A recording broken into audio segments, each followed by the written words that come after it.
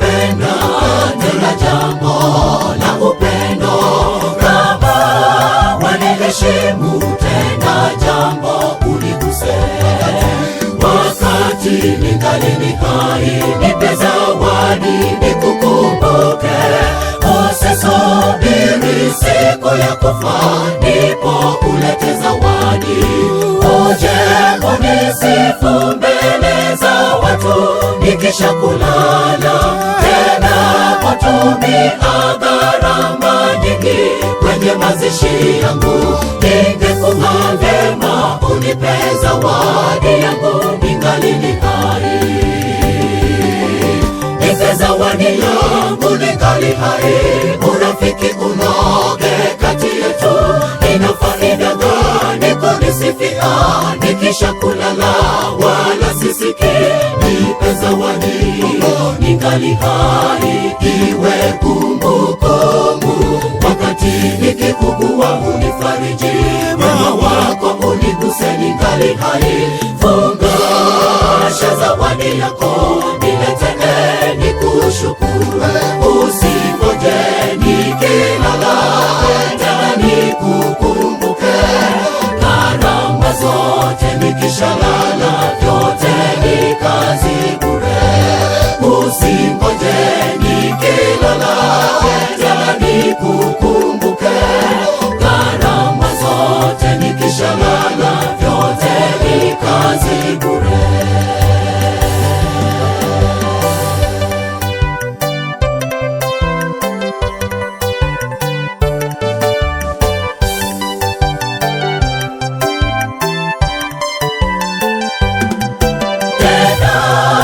Wahitaji yatimana, wajane, wenye njaa walishe, ametuagiza Yesu. Tena wahitaji yatimana, wajane, wenye njaa walishe, ametuagiza Yesu. Gharama ya matibabu nikikosa unilipie. Uguswe na shida niliyo nayo, unifae kwenye shida. Nitakushukuru na Baba Mungu atakubariki. Tenda wema ijapo ni kidogo, onesha huruma. Tendo lako moja la huruma halitasahaulika. Nipe zawadi yangu ningali hai. Urafiki unoge kati yetu, ina faida gani kunisifia nikisha kulala wala sisiki? Nipe zawadi ningali hai, iwe kumbukumbu. Wakati nikikugua unifariji, wema wako uniguse ningali hai. Fungasha zawadi yako niletee nikushukuru. Usingoje nikilala tena nikukumbuke. Gharama zote nikishalala vyote ni kazi bure. Usingoje nikilala tena nikukumbuke. Gharama zote nikishalala vyote ni kazi bure. Nipe zawadi yangu ningali hai. Urafiki unoge kati yetu, ina faida gani kunisifia nikisha kulala wala sisiki? Nipe zawadi ningali hai, iwe kumbukumbu. Wakati nikikugua unifariji, wema wako uniguse ningali hai. Fungasha zawadi yako niletee nikushukuru. Usingoje nikilala tena nikukumbuke. Gharama zote nikishalala vyote ni kazi bure. Usingoje nikilala tena nikukumbuke. Gharama zote nikishalala vyote ni kazi bure. Nipe zawadi yangu ningali hai. unafiki unoge kati yetu. Ina faida gani kunisifia nikisha kulala wala sisiki? Nipe zawadi ningali hai, iwe kumbukumbu. Wakati nikiugua unifariji, wema wako uniguse ningali hai. Fungasha zawadi yako niletee nikushukuru. Usingoje nikilala tena nikukumbuke. Gharama zote nikishalala vyote ni kazi bure. Usingoje nikilala tena nikukumbuke. Gharama zote nikishalala vyote ni kazi bure.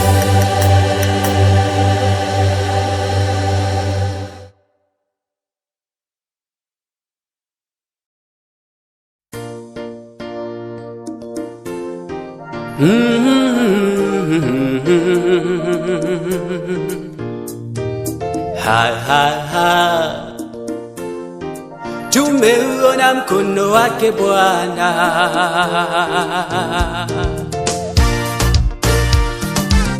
mengi mazuri tumeyaona, Mungu umetenda. Ni kweli wewe muweza, ulitamka vitu vikawa, neno tulatosha. ukisema umetenda.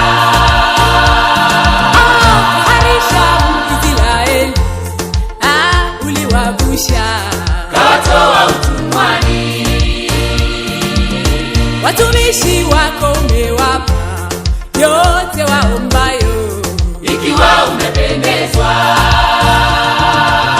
Uamualo hakuna wakulipinga, hakika wewe ni Mungu wa vyote. Unatawala dunia na vilivyomo, makuu umeyatenda Jehova. Hakika tumeuona Baba mkono wako Bwana, matendo yako Bwana ni makuu, na umetutoa mbali kweli, ukatushika mkono mahali uliona pekee. Chini hata juu watu unawainua, sifa na utukufu ni zako milele. Tasifu jina lako milele, tutakusifu daima. Wewe mwema, tutaishi kwako. Tumeuona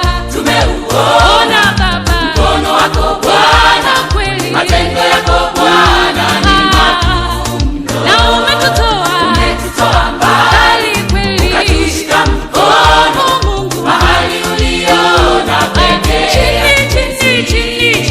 Chini hata juu watu unawainua, sifa na utukufu ni zako milele. Tasifu jina lako milele, tutakusifu daima. Wewe mwema, tutaishi kwako.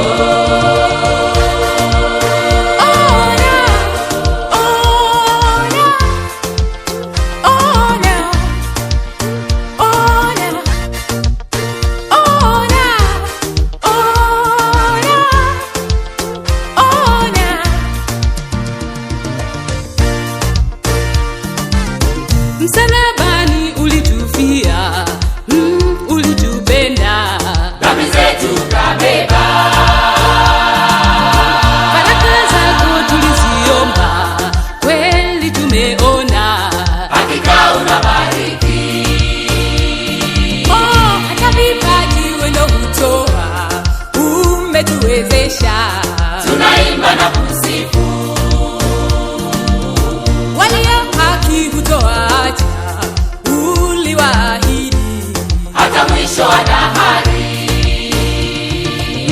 watu wako umewapa mamlaka kwa jina lako Yesu. waponye. Una ubaguzi wote ni sawa kwako, umetuita Yesu. Tupone, Hakika wewe ni mwema, tumeuona mkono wako Bwana, matendo yako Bwana ni makuu mno,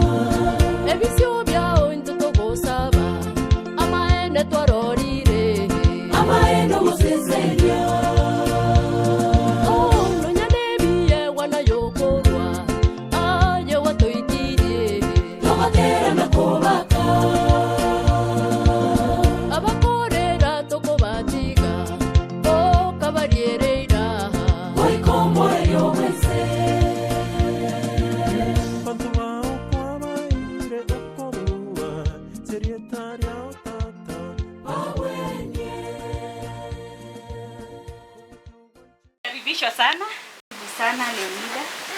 I'm very happy. Yes. So acha dada wakaribishe. Hii ni boma yake na mama ndio tuendelee. At least let me say you are most welcome. Very much welcome. This home of Mr. and Mrs. Martin Mkua. Umekaribishwa sana. Mjisikie mko nyumbani. Nawakaribisheni mimi. Asante kwa kufika. Hata Mungu amefanya nini. Amen. Karibuni, tutaomba kwanza ndio tukae. Yes. Let's pray. Our dear loving Father, we thank you for this moment. Thank you for guiding our visitors who have come from far. You have reached them here. As we are going to serve your daddy in us until we finish, I pray in Jesus' name. Amen. Thank you.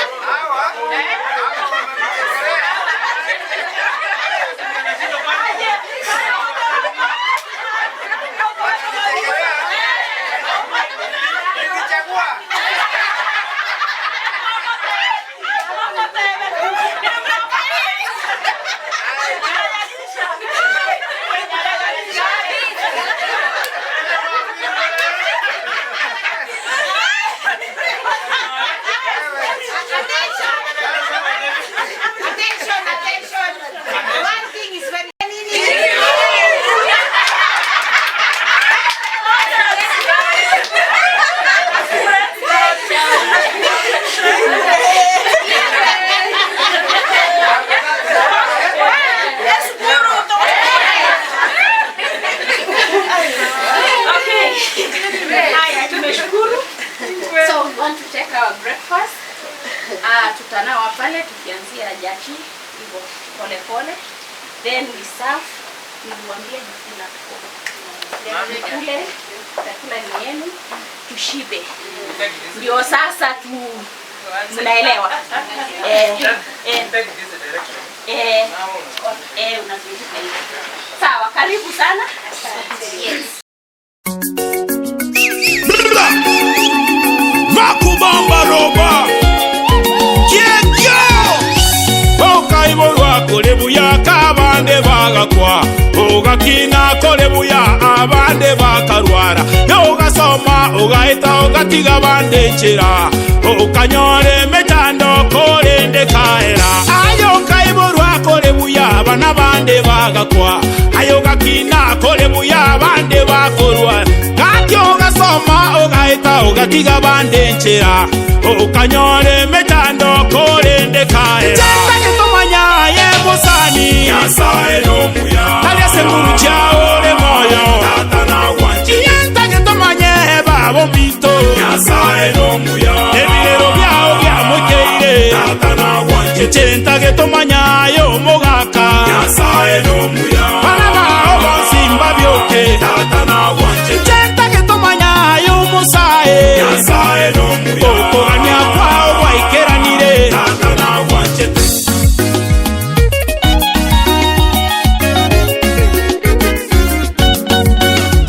Meremo wachete Mbono kalegocha Meremo wachete gaki Mbono kalegocha Nyasaye no monene Koirobo moyo Nyasaye no monene gaki Egoika wakolire Koliya wachete Endoche poiraniro Koliya wachete gaki Naende kwa nyorire Koliya wachete Endoche poiraniro Koliya wachete baba Nyasaye no monene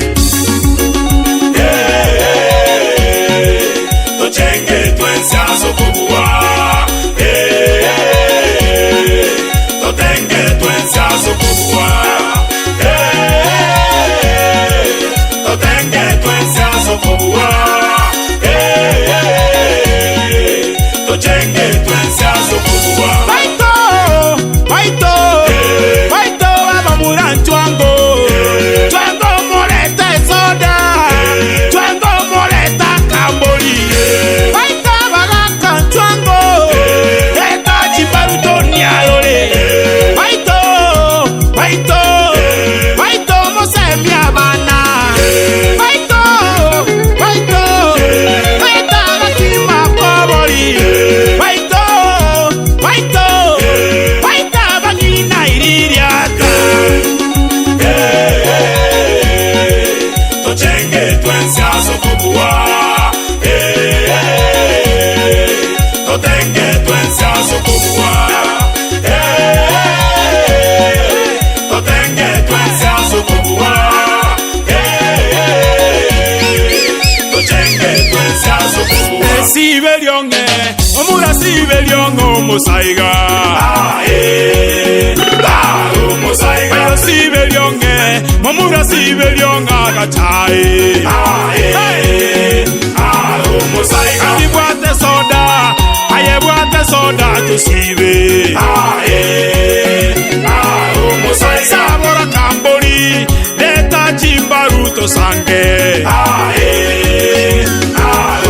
Ereto rosaga Ereto monyenye tutakune Inalete ngoko Ebabalete ngoko tutakune Ichato omuntu Obeto omuntu kubaya baya Ayeto omuntu Ebaitoto omuntu kubaya baya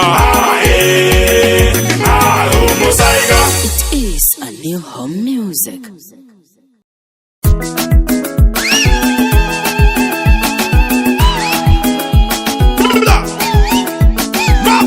Dr. B on these ladies.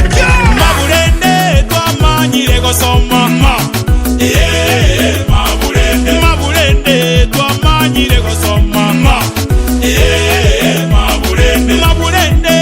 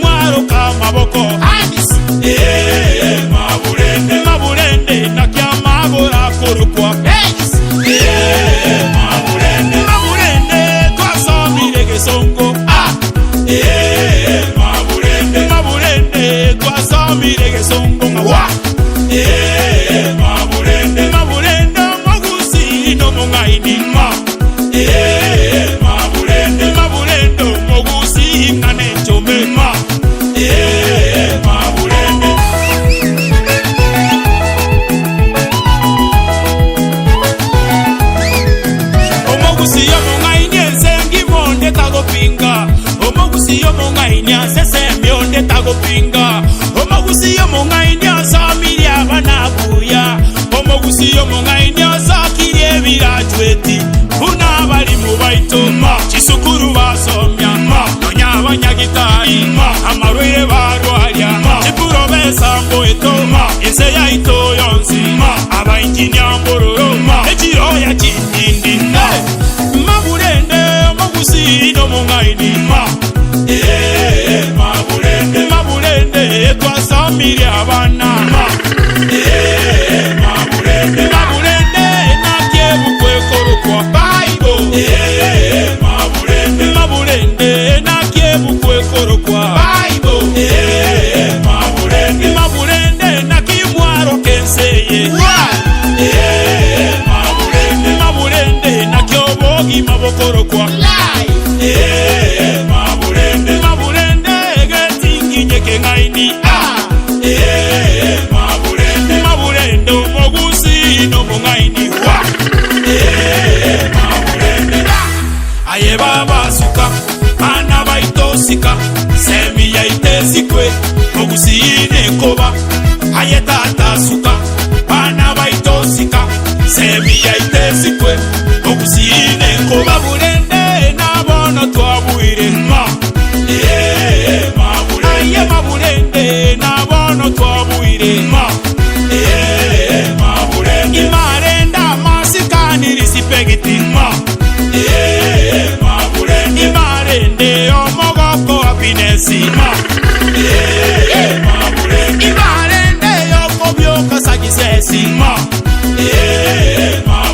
anyekene rimembanga nokoinyura nakyama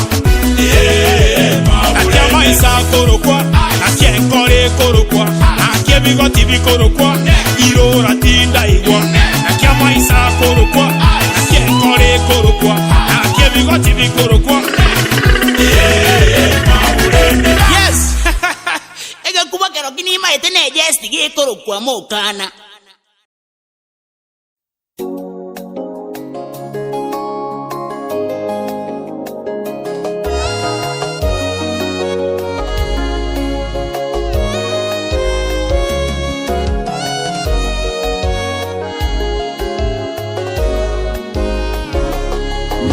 Shukuru ewe Mungu, ni mengi umenibarikia, kwa yote umenitendea, tangu kuzaliwa kwangu.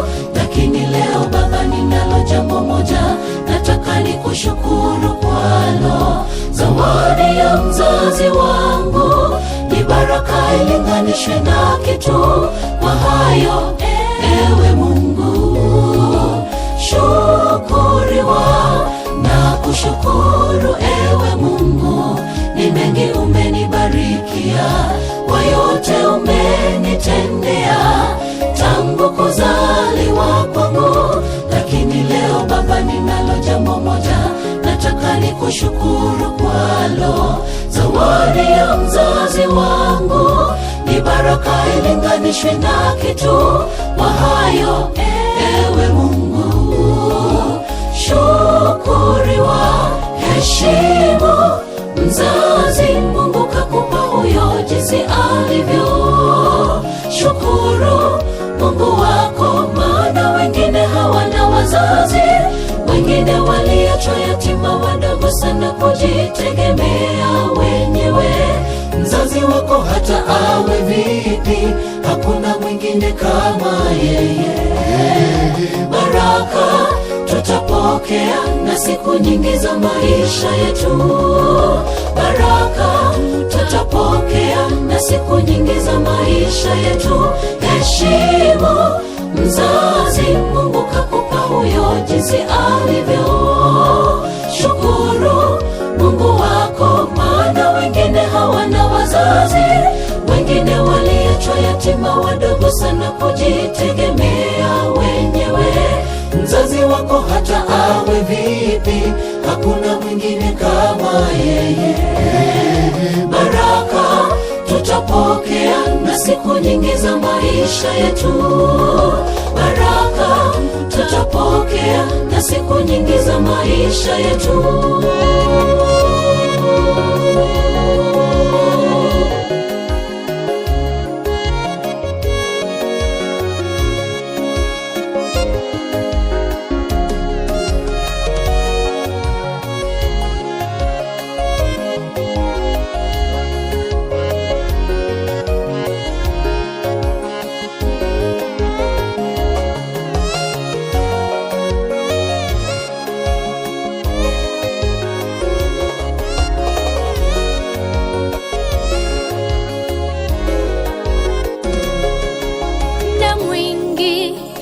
mzazi kajinyima mazuri ili kukupa wewe maisha ya kutamanika. Wengine wanaishi maisha ya fukara ili sisi tuweze kufaulu. Maadili mema wametufundisha wazazi wetu, yazingatie na usimsahau mzazi wako. Muda mwingi mzazi kajinyima mazuri ili kukupa wewe maisha ya kutamanika. Wengine wanaishi maisha ya fukara ili sisi tuweze kufaulu. Maadili mema wametufundisha wazazi wetu, yazingatie na usimsahau mzazi wako. Heshimu mzazi, Mungu kakupa huyo jinsi alivyo. Shukuru Mungu wako, maana wengine hawana wazazi, wengine waliachwa yatima wadogo sana kujitegemea wenyewe.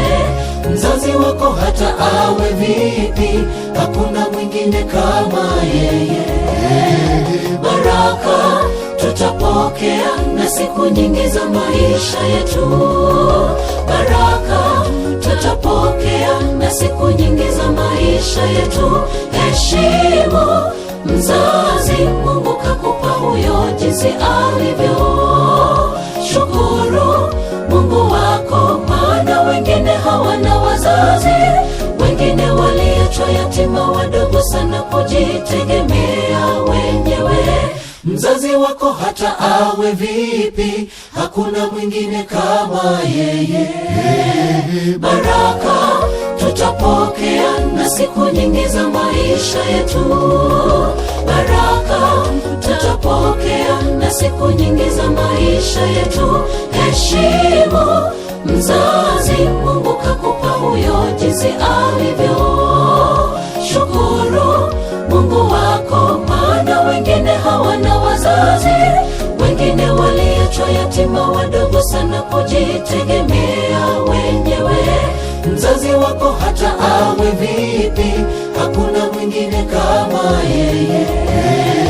Baraka tutapokea na siku nyingi za maisha yetu. Baraka tutapokea na siku nyingi za maisha yetu.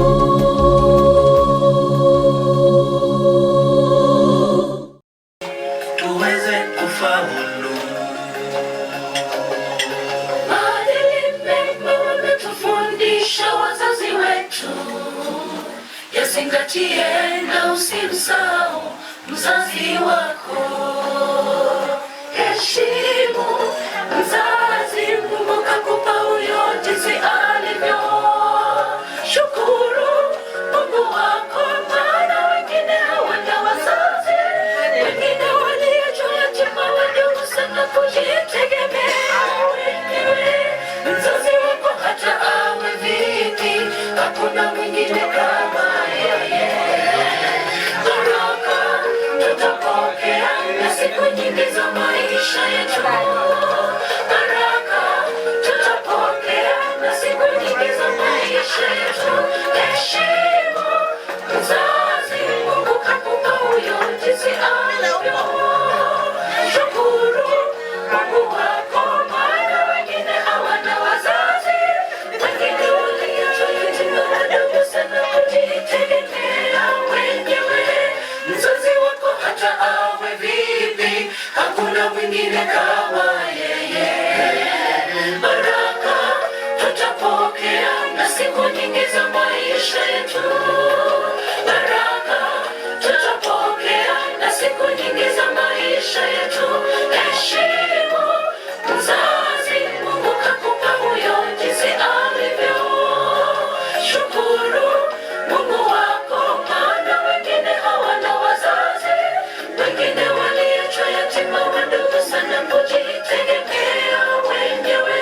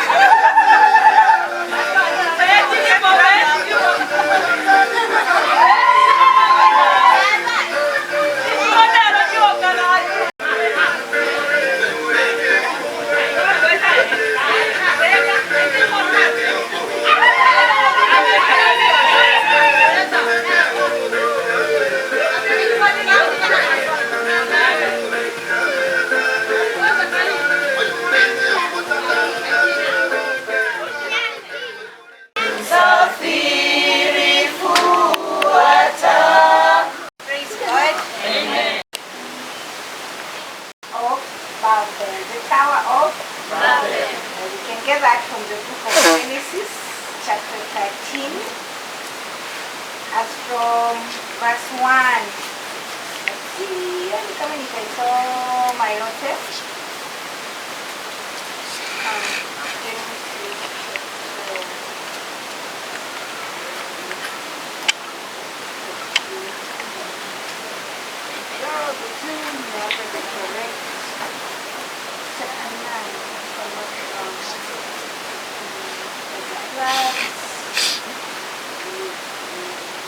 Genesis chapter 11.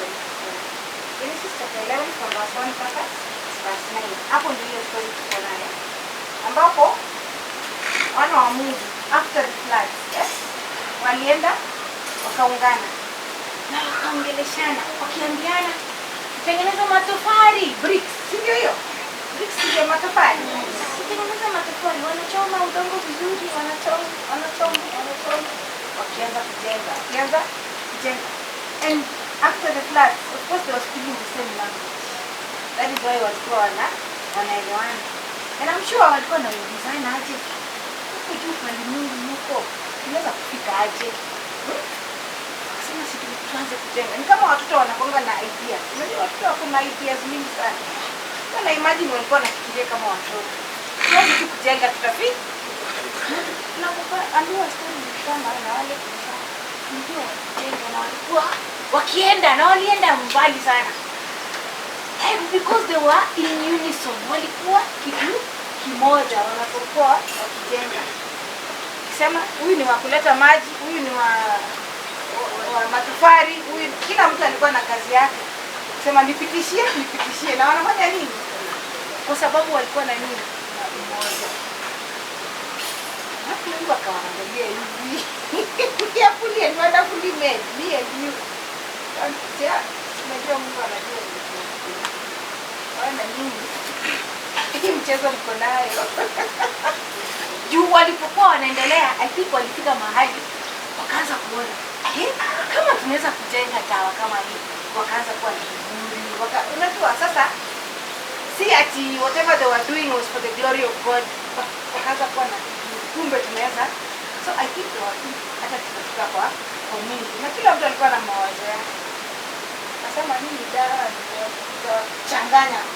Babel actually inamaanisha confusion. Akawachanganya. Kwa anaambia Addis. Meteli toa. Addis anaenda. Leta kibuyu ya maji.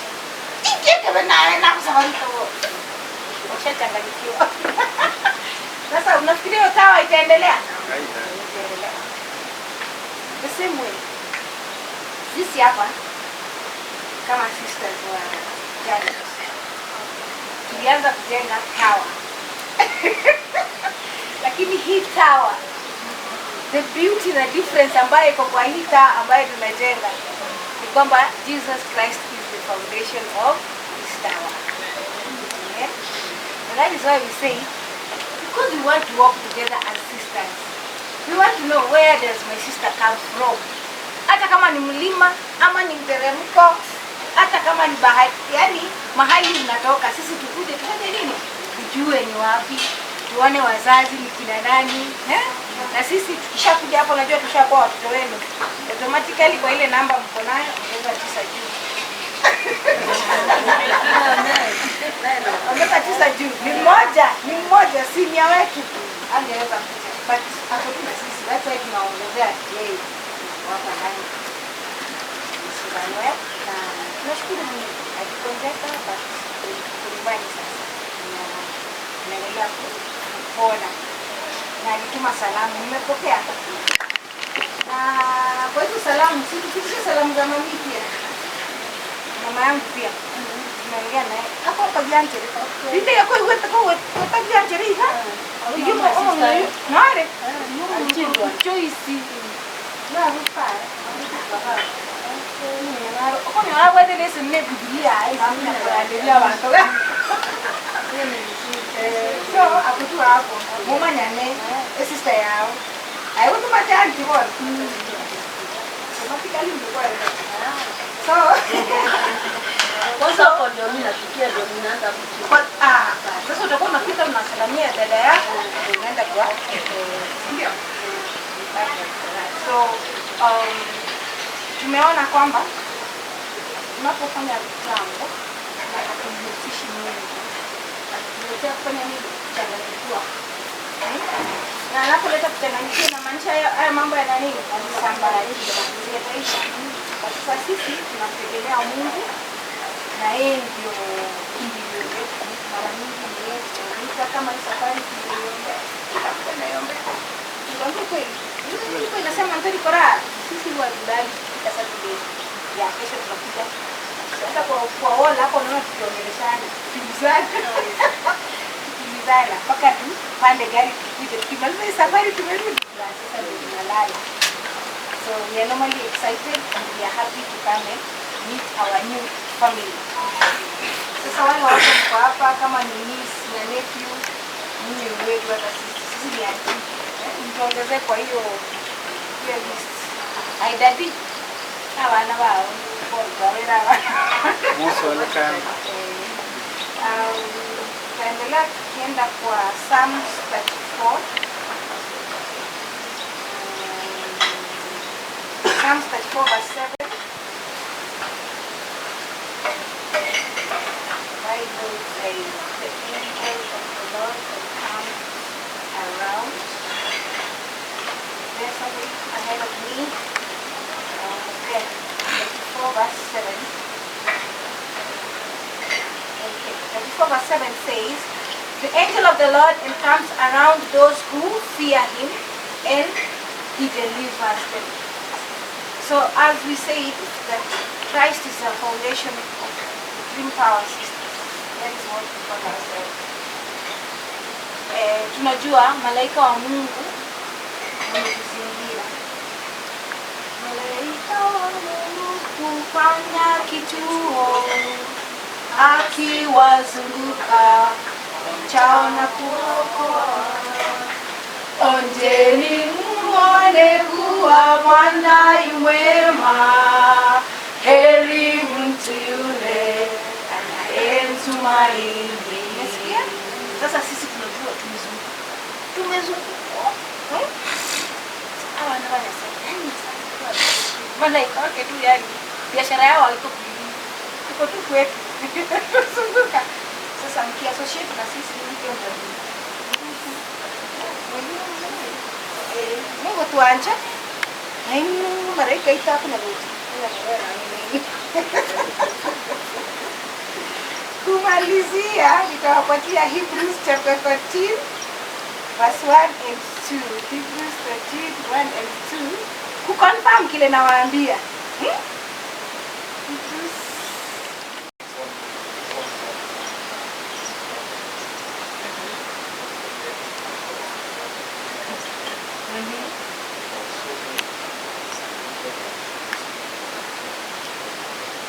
Hallelujah. Amen. Msikia hiyo maneno? Sasa tukikuja tulikuwa bado tulikuwa strangers. Lakini sasa tumekuja tunaingiana.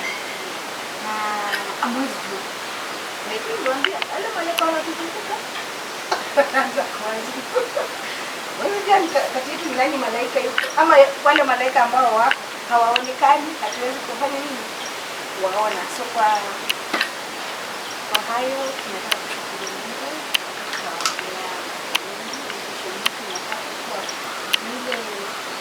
Ile itabaki kama bado ni shika, isiende kuiweka mchuzi mingi, isiwe rojo. Umeelewa? So this tower that we are building, Christ is our solution. And we have also confirmed that the angels of the Lord encamp around us. Because since we started, it's been 3-4 years. Tumekuwa for a while. Tumefanya mambo mengine, tukafika mahali sasa tunasema tuendelee wazazi. Na hiyo kukua tumekuwa, tumejijenga, tumebond. We can't do without each other. We can't. It's so possible. Tunakaa hivi unaenda kufikiria mwenzako. Nasema wacha tutafutane. Mmoja kigonjeka akiwa na ugumu wa hapo sisi sote. Na muhimu ni kwamba watu wengi husema mama akiwa pamoja mambo yao si ya kwamba si number 1 ni nani? Ni Mungu tumemtangulisha. Na ni yeye ametufikisha hapa. Hapa vile mnaona kwa nini nilikuwa nasema ni kabila tofauti kwa hapa. Kuna yule anatoka Nyanza, kuna yule anatoka Rift Valley, kila tuko wengi. Kuna wale wanatoka Kitui, Machakos, tuko lakini sisi ni Magharibi. Na kwa hayo tunasema hata mkiwa hapa nyumbani msibague, msipendane, tunaomba brothers and sisters, na tusichoke tu wakaribisha hata wale msipendwa, kwa sababu wajui pia Mungu ametutumania amani hadi ya kutupa mikono kwa Mungu. Na acha Mungu. Amen.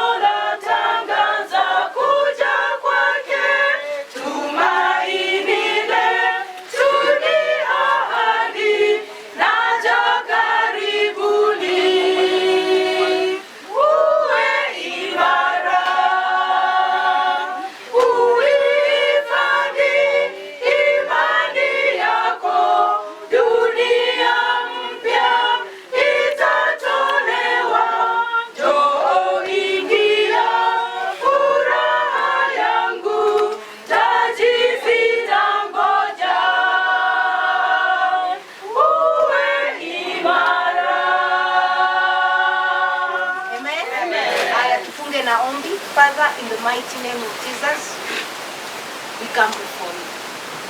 We want to thank you because you are wonderful. We want to thank you even for the word that we share, God. I want to believe that, Lord, you have planted something in our hearts, God. And Father, even as we're going to the next program, we want to give everything into your hands because we know you started everything and you're going to end it with us.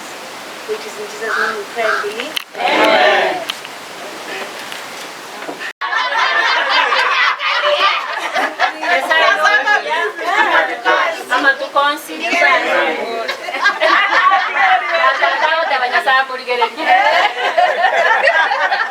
Hiyo nini kama usijasimamia tushike vizuri lakini nende ona nguti gatole wano basi anyako baeleza wewe mwana kijieni zindo tene kijingu kauta kubwata bwangande leave it so that by the time we are coming next because we must come again leo ilikuwa kujua njia sasa tunakuja kusaidia. Yes, so sababu tumefika hapa na tumekaribishwa vizuri sana. I'll give the first chance to Dad Martin. Yes. Aweze kututambulisha our uncles and aunties.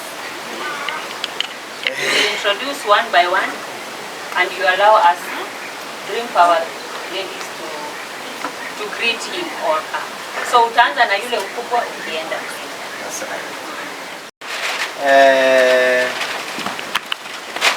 In this small village, of Mr. and Mrs. Martin Mukua. Secondly, I want to thank you so much. This is a special occasion which we have never come across. Here I have my brothers, my sister-in-laws here, but they are not all.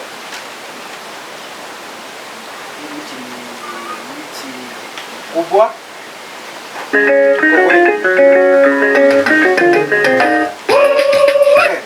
tuko wengi sana, lakini wale wachache wengine wameenda kanisa. Today is a Sunday, most of them are Sunday keepers. Hata sasa wengine wamejaribu sana. Only a few are Saturday keepers. Mkubwa kabisa nataka kuwaletea ndugu mkubwa kabisa. And Samuel Nyaura. Samuel Nyaura is here. He's very old. He's over 96 years. He's over 96 years. Samuel is here. Samuel.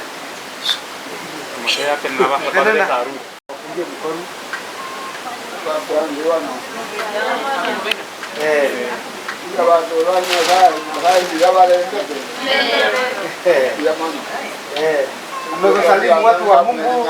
Sasa amewalinda. Samuel Nyaura. Soy Muhammadi. Claro, baba.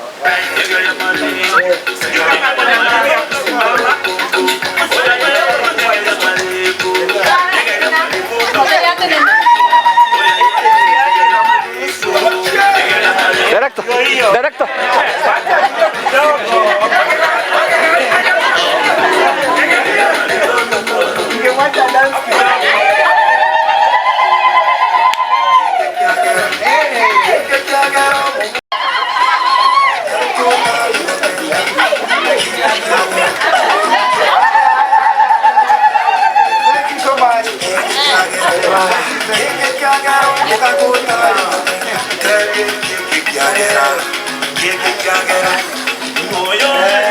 The full of this one is Vitelso Gembo and the family. They are two here, and Vitelso.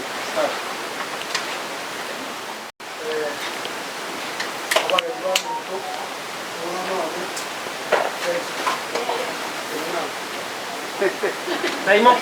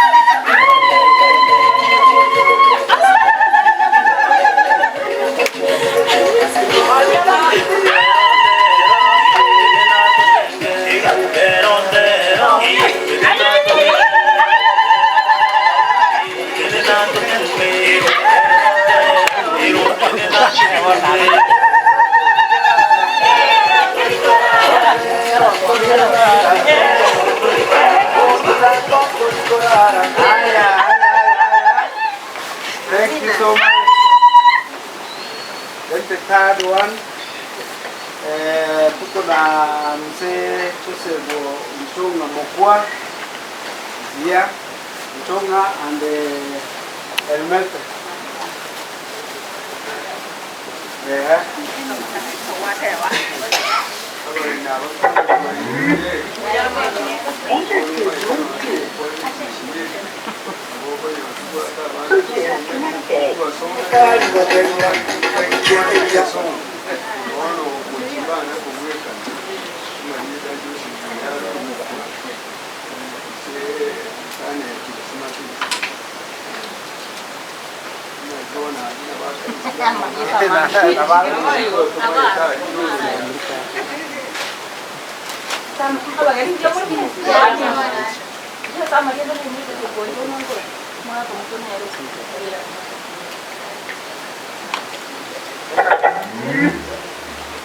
Enter to Bluetooth.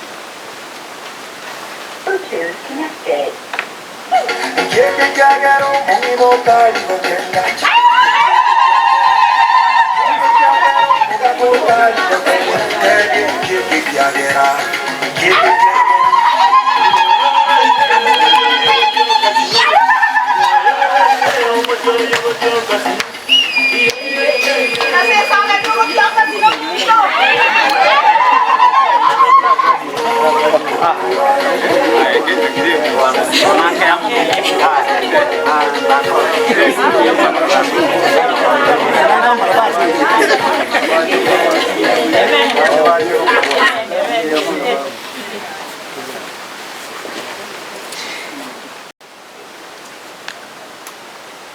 Mwingine ni Andrew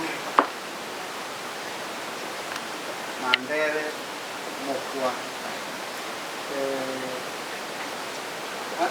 Ati yuko chache. Ndio huyu. Sema hiyo kwanza. Wakati wa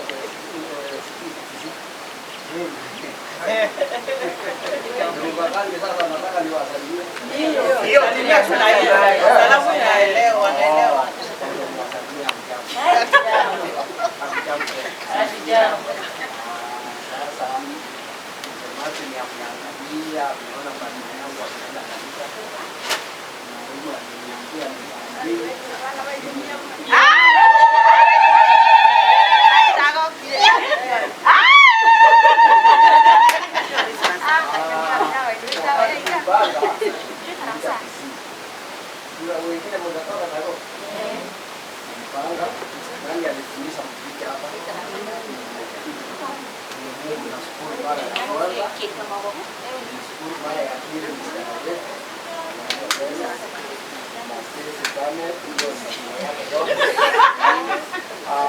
Kwa sababu ametuletea wageni. Sasa hivi mkoa wangu umepanuka kidogo. Kwa sababu tukijuana leo, tukipatana kwingine, tunajua hawa ni marafiki ya jana. Asante sana. Leo niliuliza mwalimu swali moja. Kwani hakupanga jana? Alipanga leo wakati yeye ako huru. Wengine tunaenda kuswali leo. Mkipanga na nyingine, hiyo ni challenge yenu. Kuja siku ya katikati ya wiki, kila mtu ana wengine wanaona siku yao ni nzuri kushinda ya wengine, lakini ni wote. Asante sana. Haya, simama. Weka.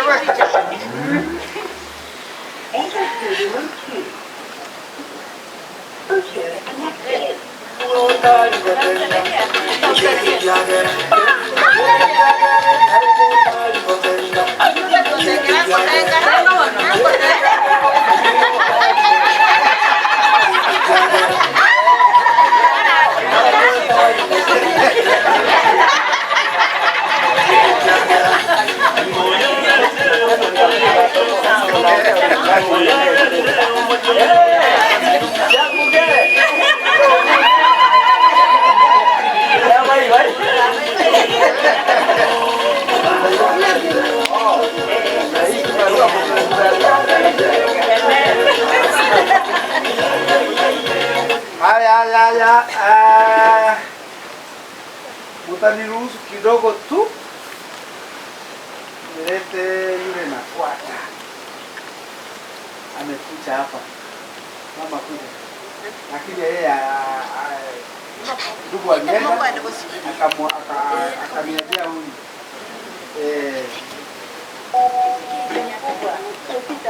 ndugu mkubwa Bakwani. Bakwani. Hapa ni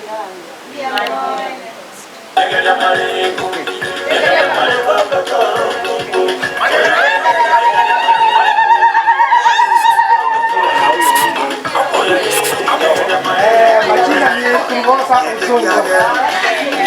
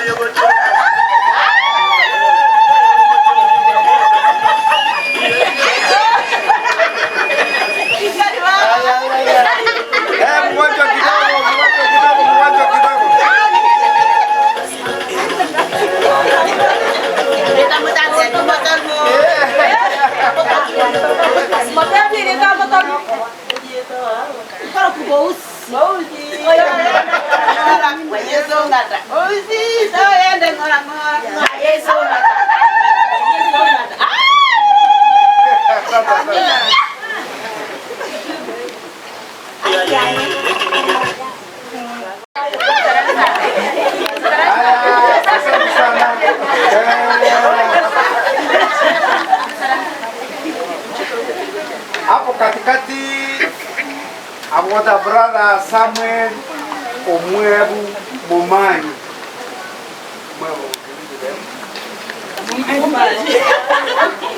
Habari ya jioni.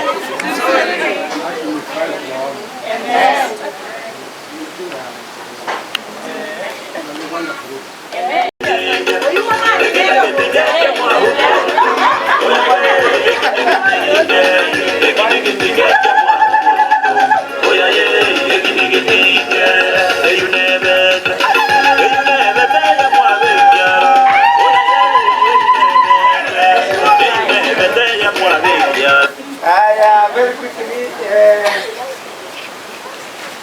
niko na bila mimba wawili.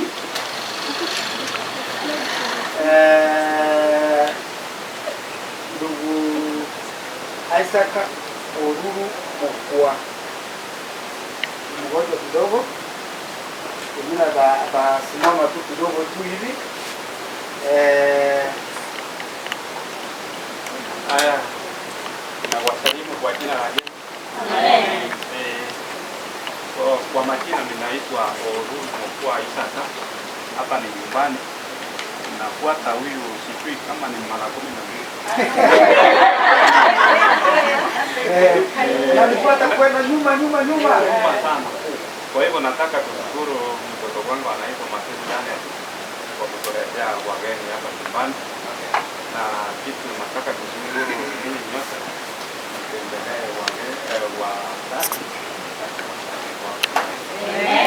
Kuna masiku ingine hapo nyuma wakati baba ama mama ameaga dunia, ndio amewekewa nini suti ama natai. Hiyo sio nzuri kuliko siku ya leo. Sijui jana nikasema vibaya, sijui suti ya mzee iko wapi na tai na mama. Nikisema vibaya mnisamehe. Hii siku ya leo nimefurahi kabisa. Mungu awabariki. Amen. Mama ameenda ndani. Pia na basi ile matibabu ndio. Sasa ndiye basi. Lakini atakuja.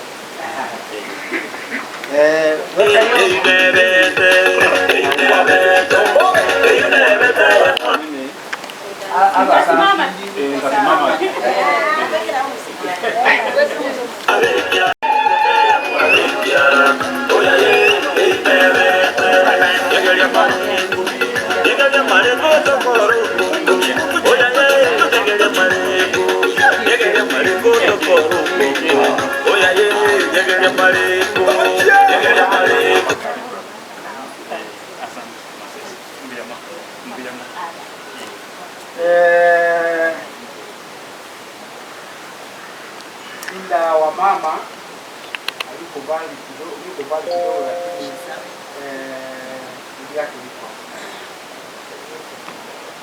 Mungu ni mwema siku zote.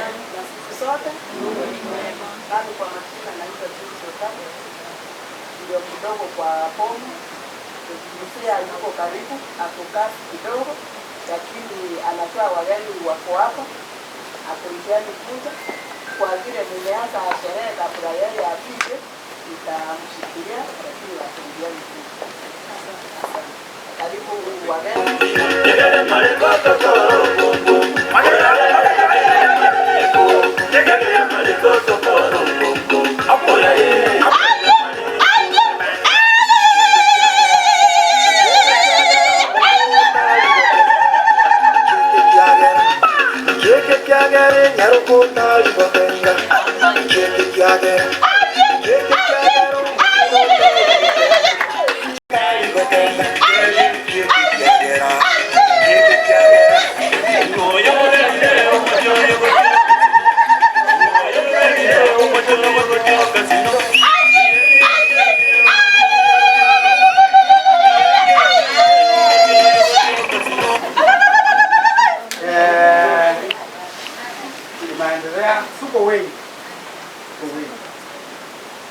Kuna mwana mwetu hapa alienda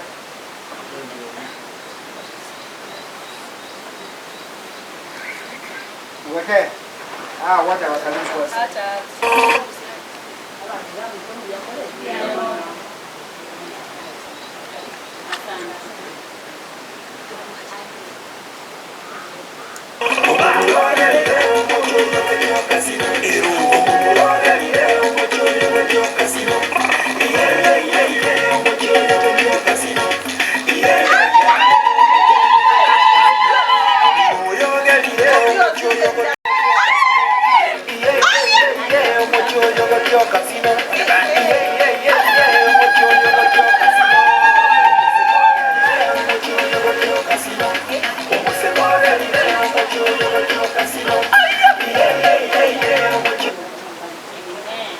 Asante. Mama mwingine ni Grace.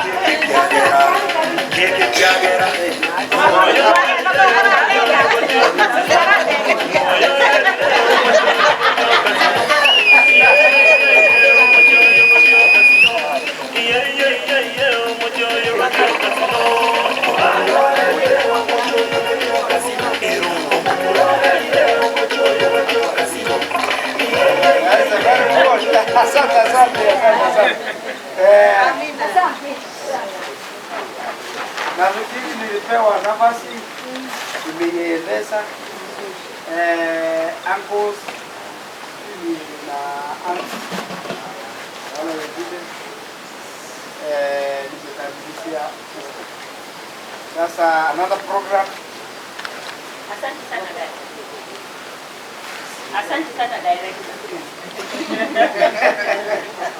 Asante kwa that. Sasa tunataka kujitambulisha hata sisi. Tunataka mtujue. Najua ni vizuri mtujue mapema hii sababu tunaweza enda masaa ingine ifike.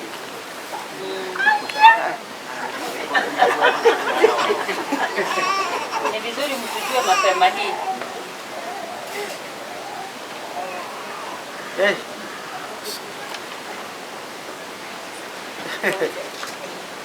Kwanza imba kidogo vitu vyote ni sawa panapo pendo,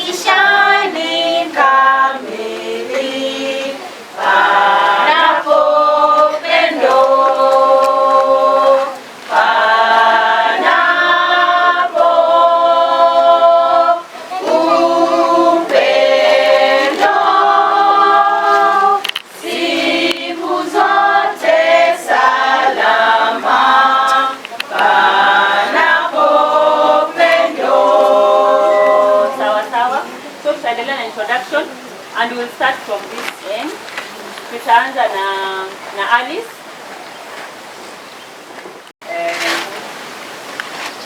Na kwa sababu gani uko hapa leo? To be brief, ndio tukumbuke. Si ni kweli? Sawa sawa. Asante. Sijui unaweza nikupatia niunganisha hao ofisi sababu Ni ukweli kabisa. sisi hao tulikuwa introduction yao. Naruhusiwa. Asante. Ndiye mmoja. Iga bone ko barka tata na mama. Nje relax. Kerante dile. Ande tata ko gane ya ko mo teno mwana ni. Amochi. Kuruoge mboga iga. Aho nyanchiri. Mageri. Bune dara chiye chage. Ore mo ro kare igo. Pakonya mchaba. Eta maita banta buna base igo. Etoro mochio maina yangozi. Muhimu kabisa. No mwame yo. Ade na bora se ko boiru ba na de ko chaka. Nainde mo wato mwano ito. Ko kuroisi.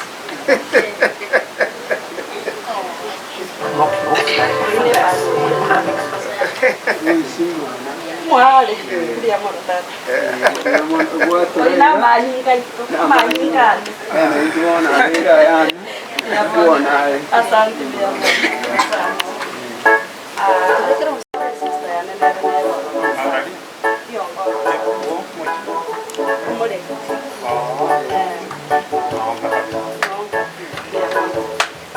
Asante channel. Welcome hapa. Channel tuona ni sister yana naende. One is my sister. Apart from to be a friend, ni sister yana. Welcome. Welcome.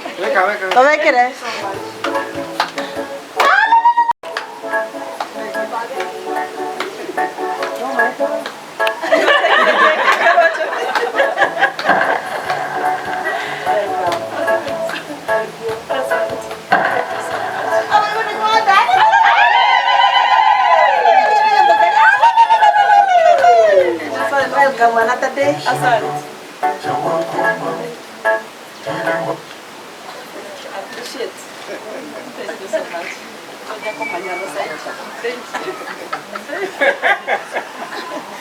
Thank you. Salima mjambo.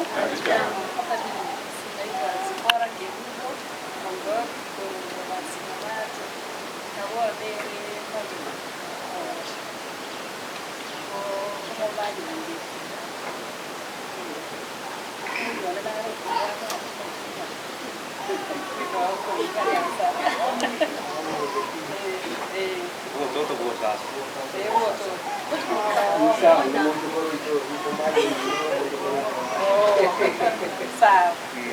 Thank you so much.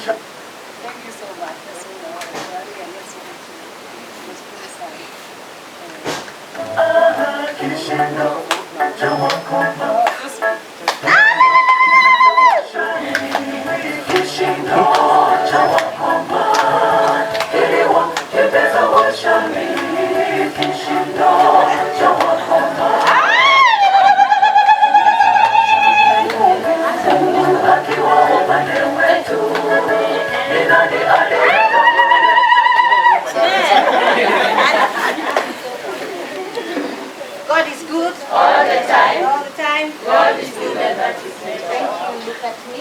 Look at me. I'm Irma Bousi Mukaya Odiambo.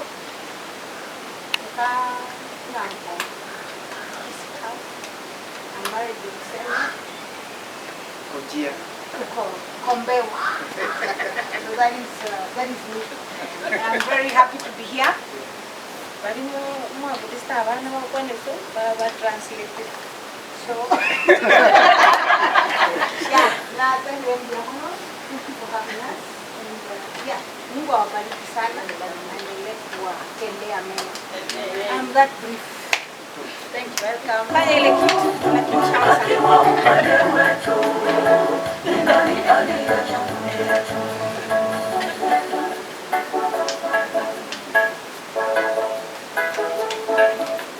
Njaa ilipowakabili wenye ukoma waliotengwa, wakasema kuliko tufe hapa kwa njaa, ni bora twende kabila wa Shami, ni maadui zetu siku zote. Twendeni tuombe chakula na tena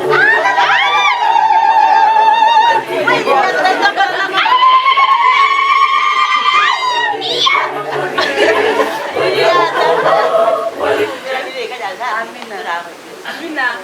Thank you. Thank you.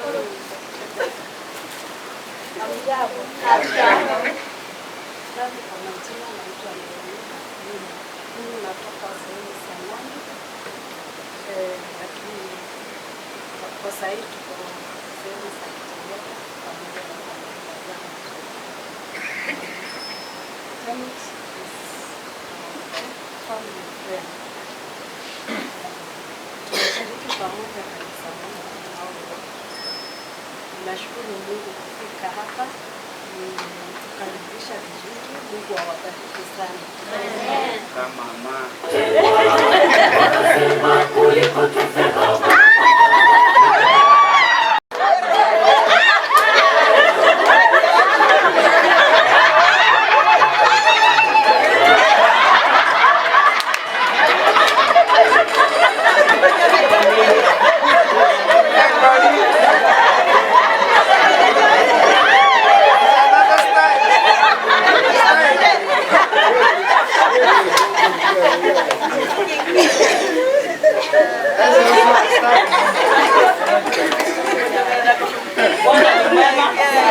Na siku zote. Asante na shukuru director na familia yako yote kwa sababu ya makaribisho ambayo tumepata siku ya leo. Naitwa Jacqueline Okach Obutu. Kwetu ni Kauda. Tukahamia Usenge karibu na Raila. Raila ni kazini yangu kama mko mnajua. Alafu nimeolewa Egetuki. Hapo hapo. Sasa nashukuru sana na hawa dada tunashiriki nao. Janet alinikaribisha nilipokuja Kitengela. Kwa hivyo ni rafiki kabisa na tunashukuru kwa sababu ya hiyo umoja na tunaomba Mungu aendelee kutuunganisha kwa hiyo umoja tukafanya mambo makubwa kuliko haya ambayo Mungu ametuwezesha saa hii. Asante.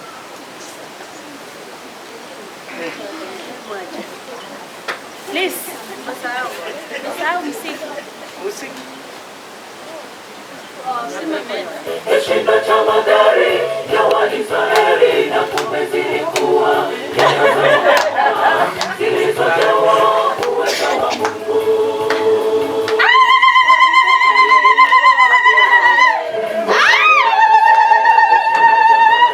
Kishindo cha magari ya Waisraeli na kumbe zilikuwa nyayo za wakoma. Kishindo cha wakoma kiliwa kipeza washami. Kishindo cha wakoma.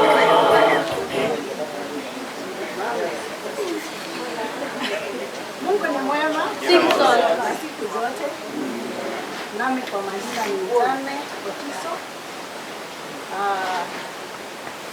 Nyumbani Seitu Erebu Kamba Machakos. Boneka watanaka Uvitoa. Aiga kama kuna mtu ako na furaha ni mimi, maana niko kwa dada yangu na pia niko kwa mama yangu. Wazazi wa Janet, shukrani sana. Mlilea Janet kwa njia nzuri na nilipokuwa natafuta mama wa ndoa nikampata. Hapo nilifikisha. So Mungu ambariki sana na tumefurahi kwa makaribisho. Mungu aendelee kuwabariki. Wakoma waliotengwa wakasema kuliko tufe hapa kwa njaa, ni bora twende kabila wa Shami, ni maadui zetu siku zote.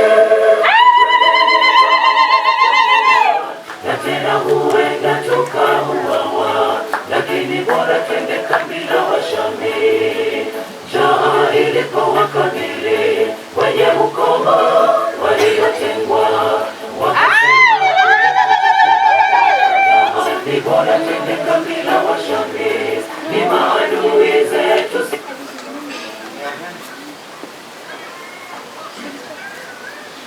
Naupenda na Kristo na wasalimu, hamjambo? Hamjambo tena. Nashukuru dad na mama kwa kukaribisha hapa.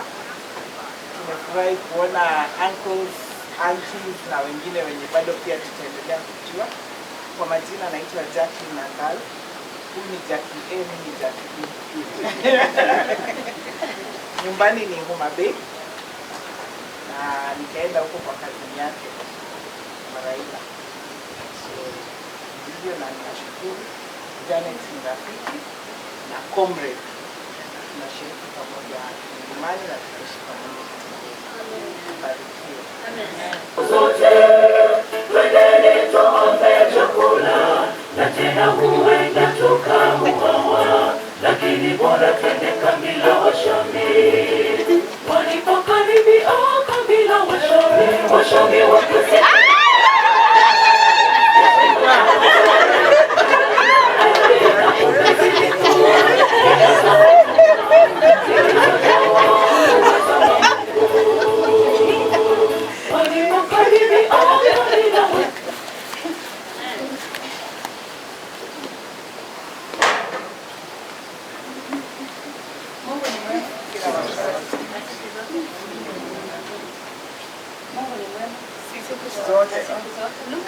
niangalie. Sawa sawa. Kwa majina ni Helen. Kwa jina ni Helen. Kwa Helen Makuru akama. Makuru tatu. Kurwo kirango nyamiro. Akama rumugaka. Wewe usome. Nataka kushukuru Mungu kwa sababu tumefika hapa leo. Ilikuwa badeni yetu kusalimia wazazi na tunashukuru kwamba this far tumeweza kufika na tumewaona. Ni furaha kubwa. Vile anko amesema, ni furaha yetu kuwaona mkiwa hai. Na tufurahie pamoja tukiwa nini? Hai. Wacha Mungu aendelee kuwalinda, awaweke ili tuendelee kuzidi kupatana siku nyingine na nyingine. Hii isiwe mara ya mwisho. Na Mungu aweze kuwabariki kwa makaribisho mazuri. Janet, asante kwa kuwa dada mzuri. Tumekuwa marafiki wakubwa kanisani. Sisi wote by the way tunashiriki siku ya Sabato. Kuna mtu alikuwa anasema tungeweka jana, haingewezekana. Kwa sababu tunashiriki jana. Sasa haitakuwa vizuri, lakini sasa inabidi saa zingine. Lakini siku nyingine tutakuja weekday. Asante sana. Haya. Washamiri wakasekea kishindo cha magari ya Waisraeli, na kumbe zilikuwa nyoyo za wakoma.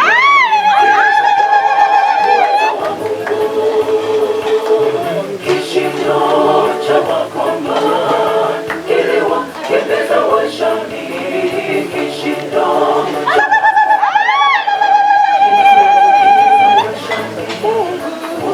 akiwa upande wetu, ni nani aliye juu yetu?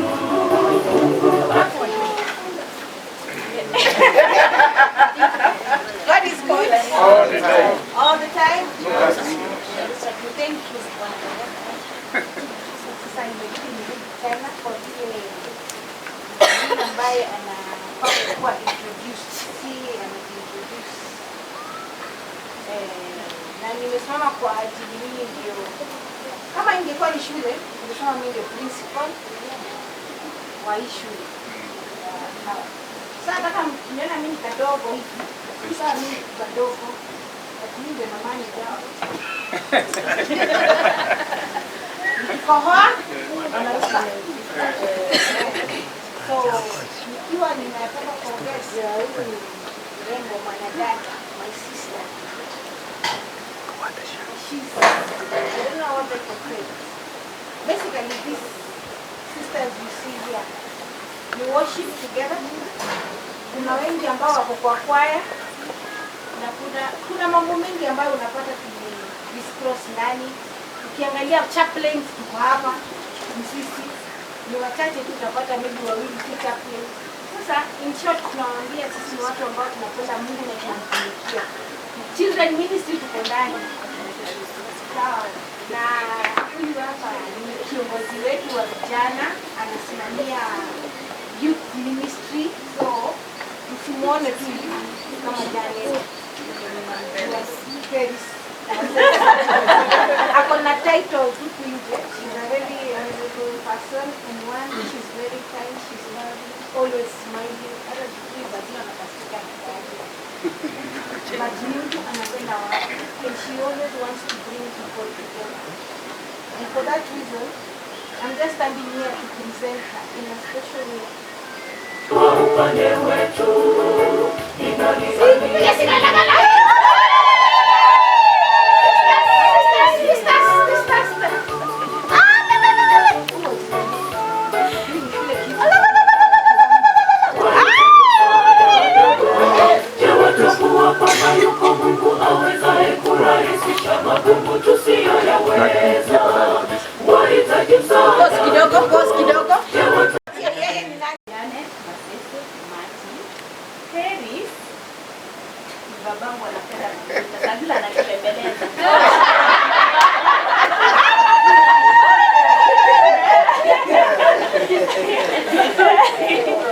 Sawa, karibu sana. Asante.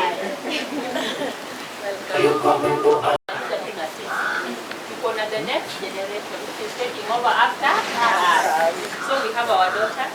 She'll introduce herself. She's one of us.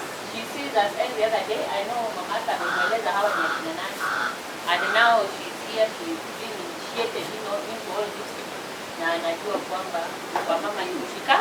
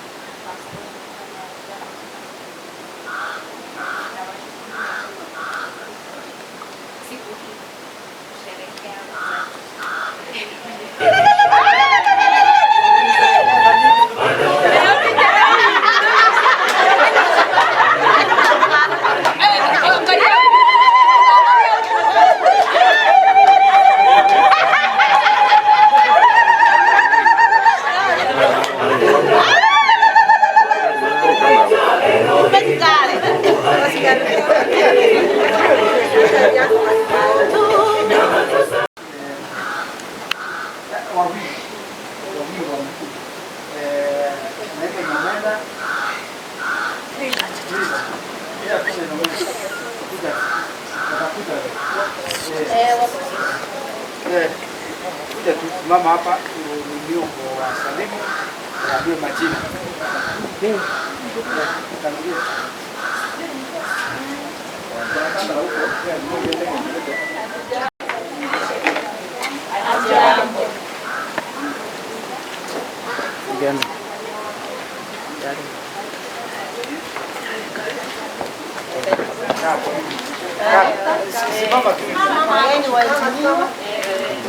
Kwa majina naitwa Alf. Mimi ni afya jana. Kwa hiyo ninawaambia karibu.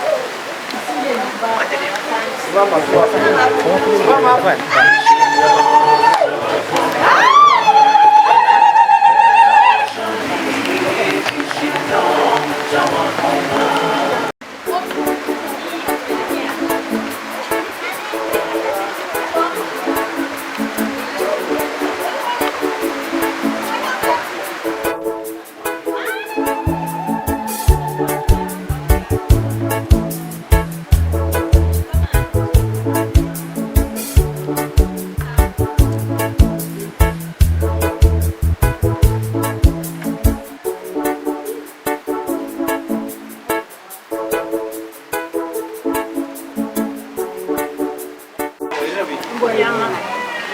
Kwa wale wenye wasikii Kifaransa, moja tuongee kwa ile lugha nyingine ndio wanaelewa. God is good all the time. All the time. Look at me. I was watching you. You preached, but you are not taking what you preached. God is good all the time. All the time. Look at me. Thank you. Mbele yenu ni Benson Mukua, Martin. Mimi ndio nafuata Janet. I'm not actually the firstborn, I'm the thirdborn in this family. We are 9, the way you are 9. So the number is equal to 18 now. Tumetoka 9 plus 9, sasa tumekuwa 18. So we are a big family, but surprisingly enough, ni kwamba tumelemewa na wasichana. Kwa wengi. Kulikuwa fla. So sijui kufanya nini, we need to pray God to balance the relationship. Thank you for the coming. So I started the introduction. The first born ndio huyu. Naitwa Irene, wacha tusemee majina. Labda ndio msikie sauti yake. Habari zenu? God is good all the time. And all the time. Look at me. Thank you. We welcome you all. From the day you plan to come, we are very happy to see you. Welcome our dada. Kwa sababu tulikuwa tunangoja hii siku. Ya muhimu sana ni kumtegemea Mungu. That's what we come for. Si ndio? Upendo imewaleta pamoja, si ndio? Na sisi tumekuja kuonyesha hiyo upendo ili si mnaona vile watu wanapendana hapa. Mandugu, our uncles they are here. Even our everybody is here by the my names are Irene Moran. I'm the principal, the director. Have you known him? Mmemjua leo? Is our father? Our father stand up. Is our father? Ni hapa machoge na ndivyo. Welcome.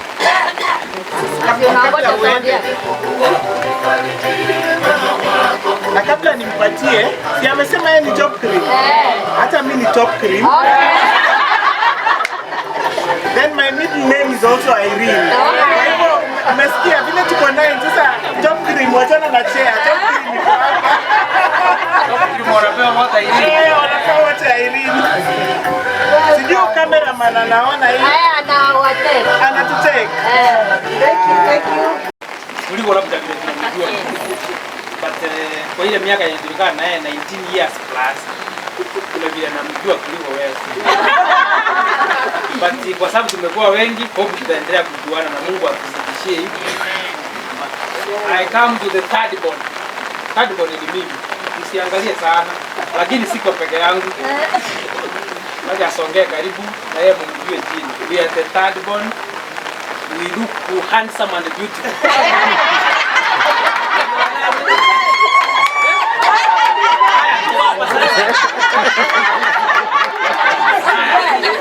We are the third born. We are blessed with 4 children. Wawili wako hapa. Mmoja hapo Nairobi University second year. Mwingine ni msichana hapo na Bulgaria form 3. Na kuna wengine walikuwa hapa karibu. Ndio hawa. Kuja. Wanasema wako na poem pia. Wako na poem wataonekana baadaye. Niende to the fourth born. Ngoja. Oh, tutulie. Thank you. If you're out there and you know, say hi. Hi. If you're out there and you know, say hi. Hi.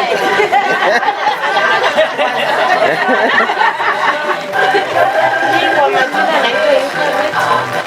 Bwanangu ndio naitwa Benson Mkwa. Mimi ndio watatu kwa hii familia. Sasa namba 3 tuko mapacha tuko twins. Alafu mwingine atafuata kutoka nyingi. Ninawashukuru sana kwa kuja kutusaidia. Tumefurahia wakati tuliambiwa tuliwaangojea tu tuone vile mnakaa. Sasa tunaona kumbe vile tulikuwa tunaelezwa ni wamama, tulifikiria ni wamama wamezeeka. Karibu sana. Karibu kusherehekea na sisi.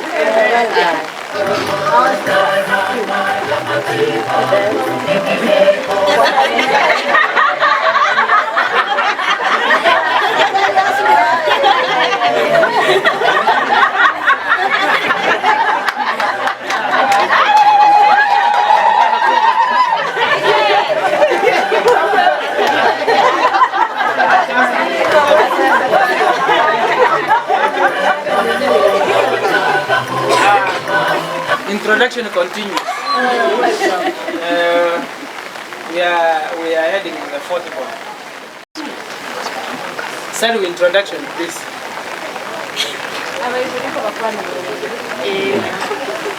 Hi. Hi. Nashukuru for the day. Nashukuru kwa sababu you have spared your time to be with us today, and we are really grateful. To our sister Charlotte, thank you very much for bringing your friends to this house, for this family. For the parents, we are grateful. For this far, we say that it is God. Si kwa mipango yetu, but ni kwa neema ya Mungu. Zote tunashukuru kwa sababu kuona wai kwa siku ya leo si eti ni nguvu zetu, lakini ni yeye ametubariki na ametupatia hiyo chance ili tuweze kuona utukufu wake. Mimi kwa majina wananiita Sela Mirongo Mati. Mimi ndo nafuata mbele. Karibu nyote. Urafiki unaoge kati yetu ina faida gani kunishukuru? Na sisi ni zawadi ingali hai.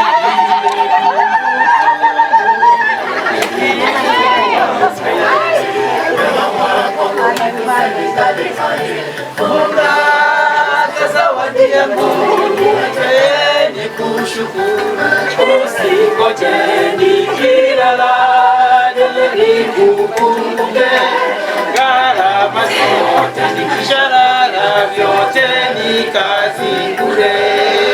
Usingoje nikilala nikukumbuke, gharama zote nikishalala vyote ni kazi bure.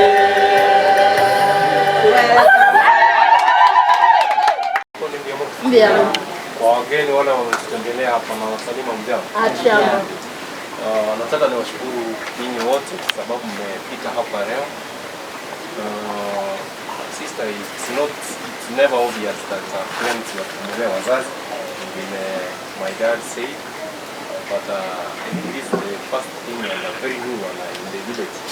In town, that friends wakuja kusalimia wazazi. I think kuna wengine tukaingia hii kitu wapeleke kwingine. So with me is my family. She's also beautiful.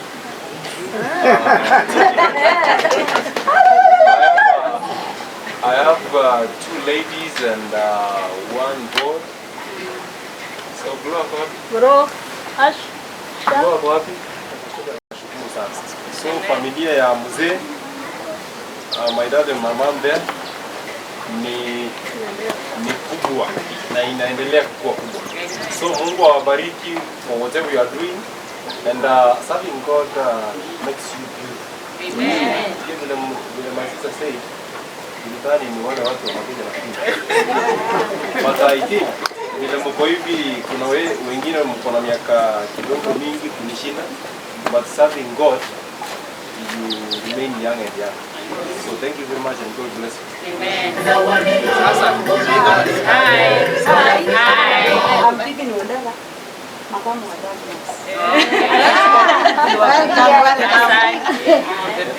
ndio hiyo zawadi yenu.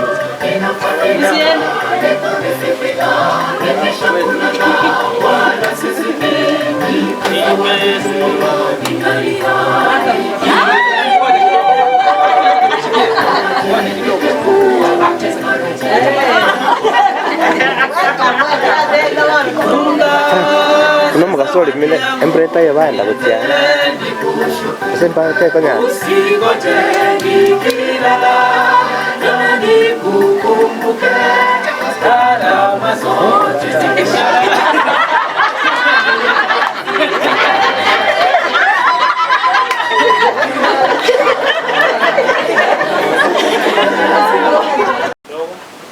We expected mwakuja lakini baada ya kuonekana ndio anaweza kuja kama amechelewa. Unajua kuna wale wa Afrika Tukiwaambia saa 2 wanarudi saa 11:30. Hatujajua kama yeye ni Mwafrika lakini amechelewa. Sasa tutamweka wapi? Sasa kama tutamweka kwa ni kama ni Mwafrika. Wale wenye walikuja on time ni wale wazungu waliobaki. So yeye ndio 6th born is not around, anaitwa Alex na familia yake hawajakuja. We are on the 7th born. Kama watoto na sister. Kwa ile mwenzi. Koro kweva ni Nyaruko, Martin, Mchomoke. Kwa ninyi sasa madada zetu wenye mmekuja na wale ambao wako, mimi ndio mdogo. Niko hapa bado kwa sana na hawa.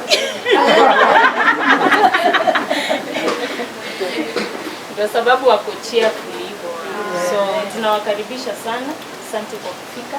Haikuwa lazima mkuje, lakini kwa sababu ya mapenzi yake Mungu na mipango yote ikawa sawa, mmefika. Tunashukuru sana. To Janet, our sister, thank you very much. Tunakupenda. Asante kwa kutuwakilisha pale nje. Wazazi wetu zidi tu na tunawapenda sana.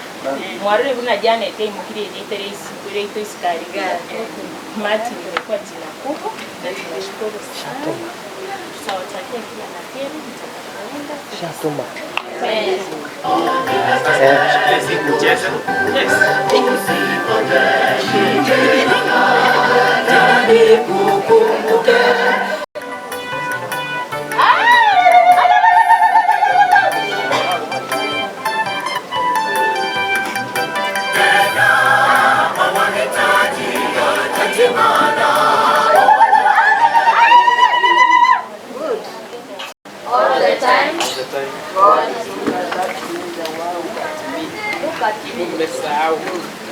Kwa majina naitwa Cliff Martin Walker. Mimi ndio second last born. Nimeshikilia last born mpaka na hapo. Kuna mwenye ananifuata. Mdogo wangu anaitwa Calvin Manono Mati, lakini alikuwa hapa na sisi. Mbali kidogo angeweza kufika. Mimi naweza washukuru wageni kuendelea kwa siku ya leo. We are happy to have you as a family. To my sister Janet. Janet mimi alinilea kidogo akafika akapotea kabisa. Kitambo alikuwa ananipeleka kanisa akafika akapotea. Kaniacha, lakini I'm happy. Father, auntie, we are happy. Hatujakuja kuwapea zawadi kubwa ama kusema maneno mengi, but we appreciate for wherever you go mpaka mahali.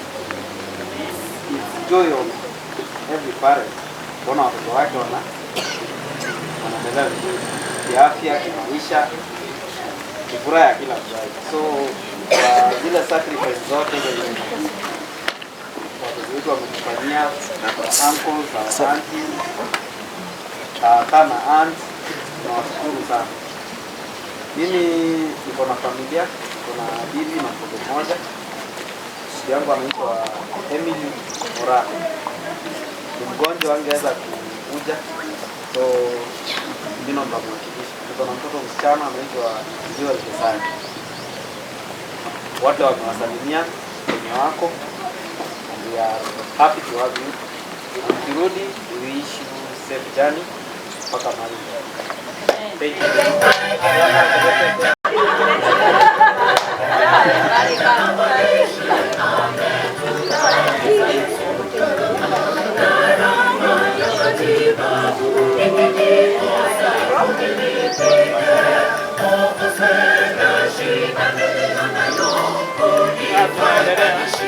Anachukua picha, akichukua vizuri, ili be the first person kuiona, kwa sababu mahali yako yeye anajua bila kufanya, lakini kuna wengine tuko hapa na tutachelewa kuiona.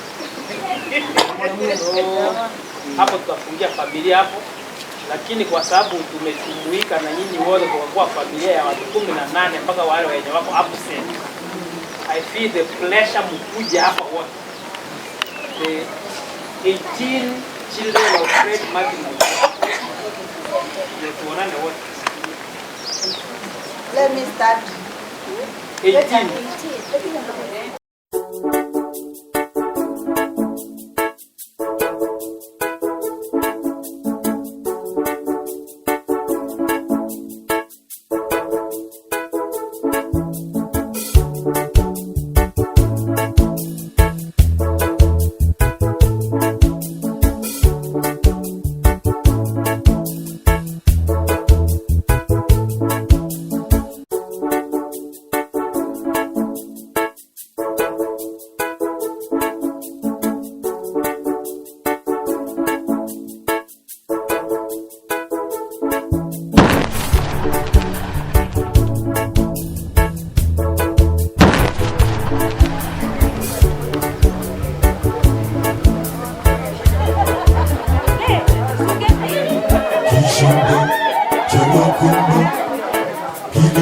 Kimbiza washami, kishindo cha wakoma.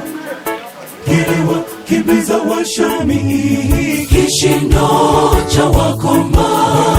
Kiliwa kimbiza washami, kishindo cha wakoma. Kiliwa kimbiza washami. Mungu akiwa upande wetu, ni nani aliye juu yetu? Mungu akiwa upande wetu, ni nani aliye juu yetu?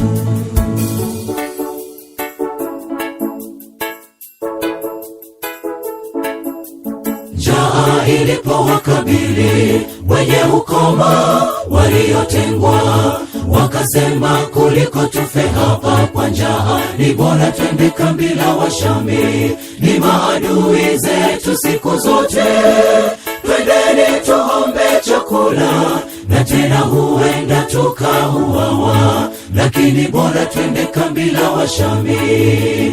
Njaa ilipowakabili wenye ukoma waliotengwa, wakasema kuliko tufe hapa kwa njaa, ni bora twende kambi la Washami. Ni maadui zetu siku zote, twendeni tuombe chakula, na tena huenda tukauawa, lakini bora twende kambi la Washami. Walipokaribia kambi la Washami, Washami wakasikia kishindo cha magari, kishindo cha magari ya Waisraeli, na kumbe zilikuwa nyayo za wakoma zilizojawa uwezo wa Mungu. Walipokaribia kambi la Washami, Washami wakasikia kishindo cha magari, kishindo cha magari ya Waisraeli, na kumbe zilikuwa nyayo za wakoma zilizojawa uwezo wa Mungu. Kishindo cha wakoma kiliwa kimbiza Washami, kishindo cha wakoma kiliwa kimbiza Washami. Mungu akiwa upande wetu, ni nani aliye juu yetu? Mungu akiwa upande wetu, ni nani aliye juu yetu?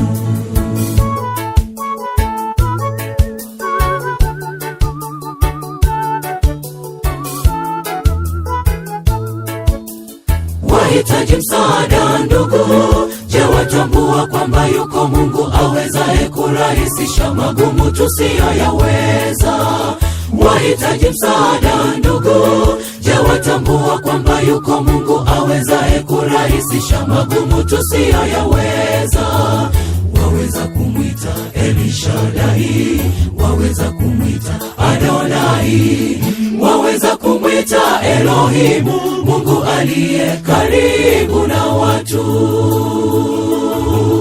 Waweza kumwita Elishadai, waweza kumwita Adonai, waweza kumwita Elohimu, Mungu aliye karibu na watu. Na hata sasa Bwana ametupigania, pigania kwa ushindi, na tutashinda zaidi ya kushinda, kwa yeye aliyetupenda, kwa yeye aliyetupenda, kwa yeye aliyetupenda. Na hata sasa Bwana ametupigania, pigania kwa ushindi, na tutashinda zaidi ya kushinda, kwa yeye aliyetupenda, kwa yeye aliyetupenda, kwa yeye aliyetupenda. Waweza kumwita Elishadai, waweza kumwita Adonai, waweza kumwita Elohimu, Mungu aliye karibu na watu. Waweza kumwita Elishadai, waweza kumwita Adonai, waweza kumwita Elohimu, Mungu aliye karibu na watu. Na hata sasa Bwana ametupigania, pigania kwa ushindi, na tutashinda zaidi ya kushinda, kwa yeye aliyetupenda, kwa yeye aliyetupenda, kwa yeye aliyetupenda. Na hata sasa Bwana ametupigania, pigania kwa ushindi, na tutashinda zaidi ya kushinda, kwa yeye aliyetupenda, kwa yeye aliyetupenda, kwa yeye aliyetupenda.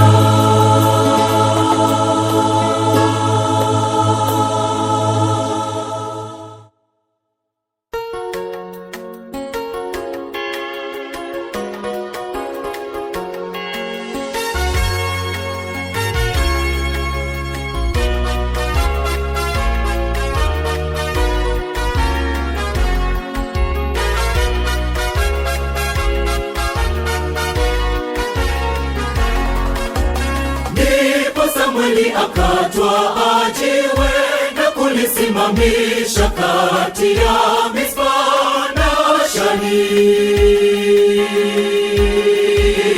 akaliita jina lake Ebenezeri. Hata sasa Bwana ametusaidia. Ndipo Samweli akatwa ajiwe kulisimamisha kati ya Mispa na Shani, akaliita jina lake Ebenezeri. Hata sasa Bwana ametusaidia.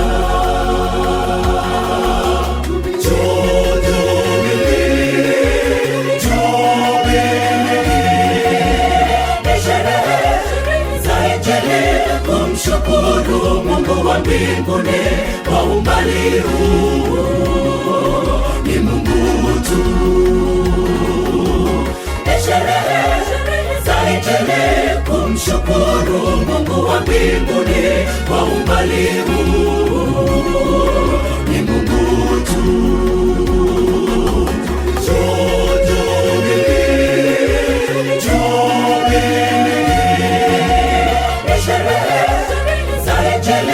Kumshukuru Mungu wa mbinguni kwa umbali huu, ni Mungu tu. Sherehe za Injili kumshukuru Mungu wa mbinguni kwa umbali huu, ni Mungu tu.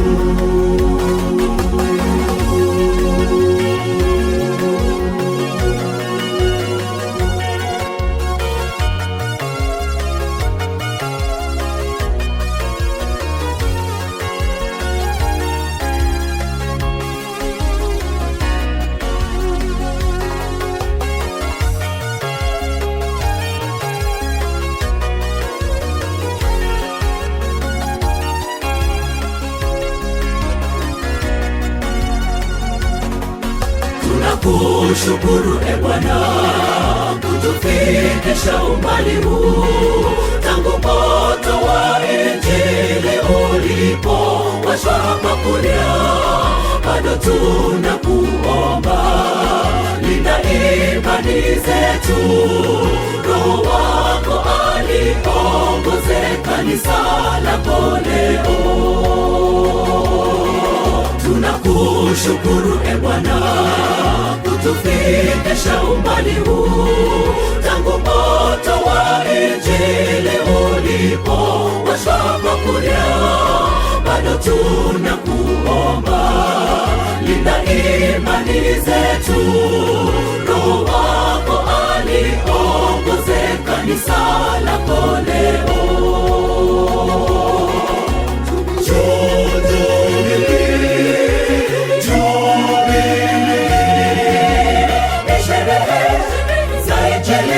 Kumshukuru Mungu wa mbinguni kwa umbali huu, ni Mungu tu.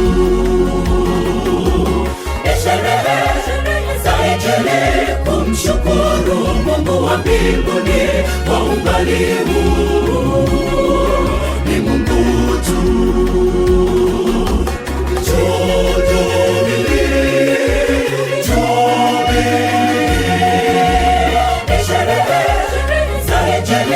Kumshukuru Mungu wa mbinguni kwa umbali huu, ni Mungu tu. Sherehe za Injili, kumshukuru Mungu wa mbinguni kwa umbali huu, ni Mungu tu.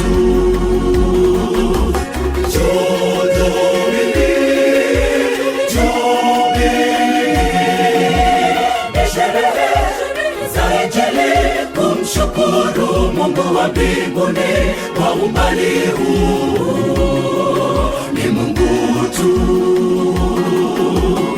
Sherehe za Injili, kumshukuru Mungu wa mbinguni kwa umbali huu, ni Mungu tu.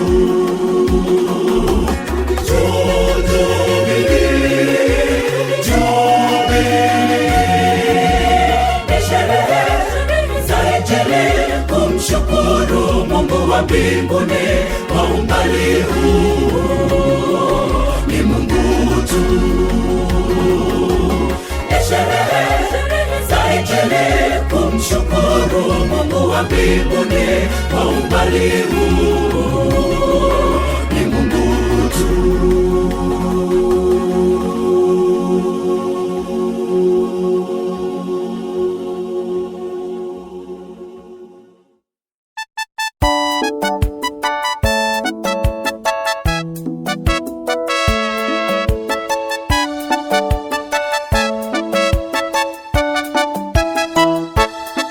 Acheni Mungu aitwe mfalme wa wafalme.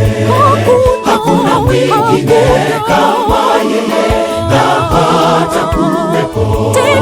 Ni nani zaidi kati ya Mungu na Baali? Mashindano kati ya Eliya na manabii wa Baali. Ni Mungu yupi atashuka ajibu maombi? Yupo Mungu aliye hai asiyesinzia, aliyeumba mbingu nchi, Mungu wa miungu. Acheni Mungu aitwe mfalme wa wafalme. Hakuna mwingine kama yeye na hata kuwepo.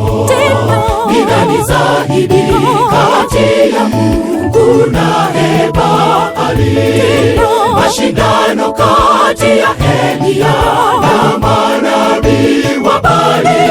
Ni Mungu yupi atashuka ajibu maombi? Yupo Mungu aliye hai asiyesinzia, aliyeumba mbingu nchi, Mungu wa miungu. Nabii Eliya akajenga madhabahu ya Mungu. Manabii wa Baali nao wakajenga madhabahu. Manabii wa Baali wakafanya dua ili moto ushuke. wakapiga makelele wakimlilia Baali, kutwa nzima waomboleza, wala moto hautokei. Acha Mungu aitwe Mungu, atawala mbingu nchi. Nabii Eliya aliomba, mara moto ukatokea. Je, ni Mungu yupi abudiwe? Ni Bwana wa mabwana.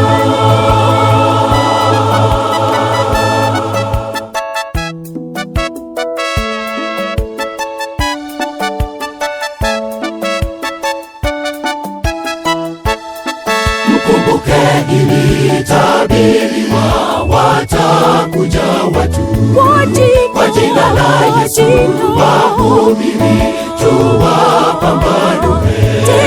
Watakuja makristo wa uongo, jihadhari nao, wakifanya miujiza mingi, kumbe ni mbwa mwitu.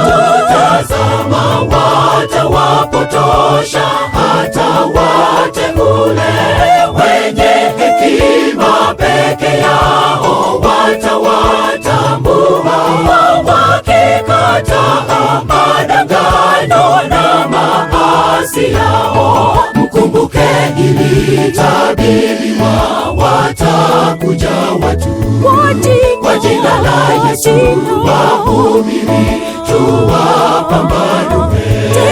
Watakuja makristo wa uongo, jihadhari nao, wakifanya miujiza mingi, kumbe ni mbwa mwitu.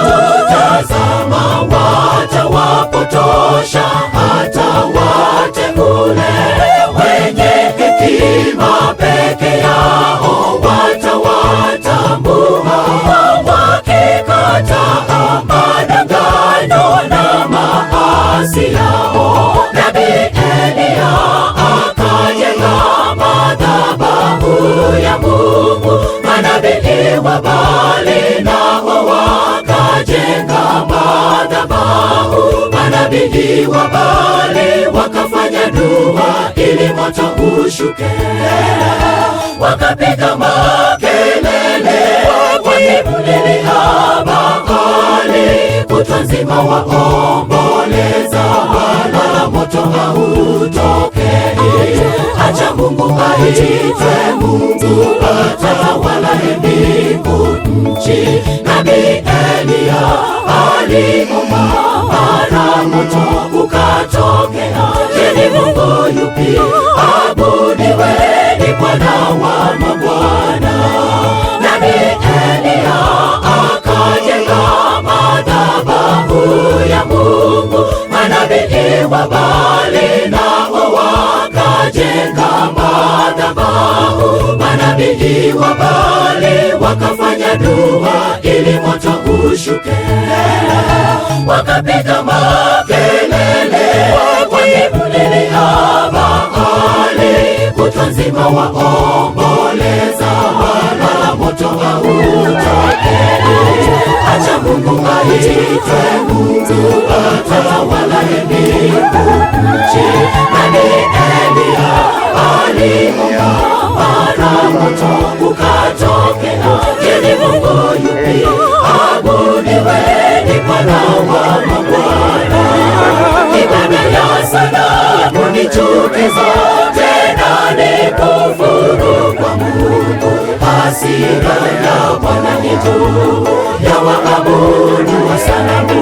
Ibada ya sanamu ni chukizo, tena ni kufuru kwa Mungu. Hasira ya Bwana ni juu ya waabudu wa sanamu.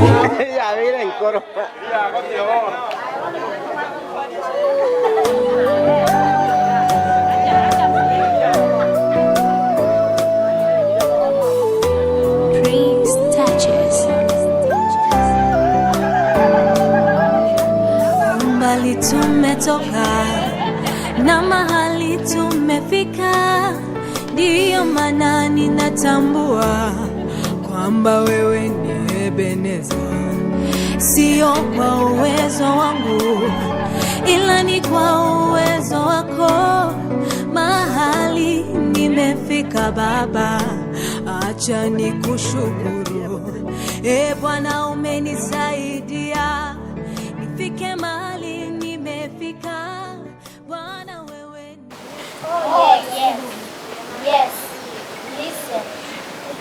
Today we stand as your grandchildren now. We joy in our hearts and smile on our faces.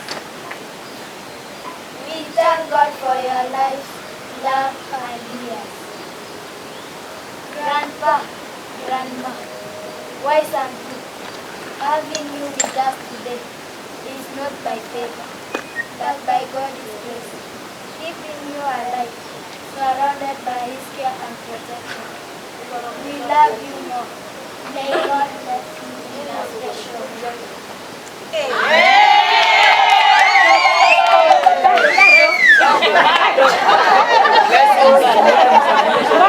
Make us happy, smile, and laugh.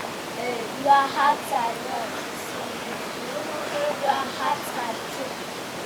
We are glad to celebrate with you. We love you dearly. Oh yes, it is true. You are the best grandparents we have ever had.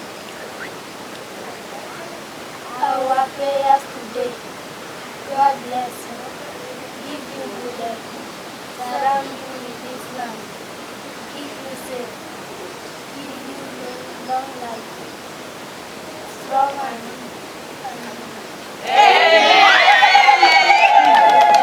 Our verses for today, Proverbs chapter 17 verse 6, Psalms chapter 92 verse 14, Isaiah chapter 46 verse 4. Respect, honor, wisdom, and God's care. You are special to us. Yes, cheers to many more years.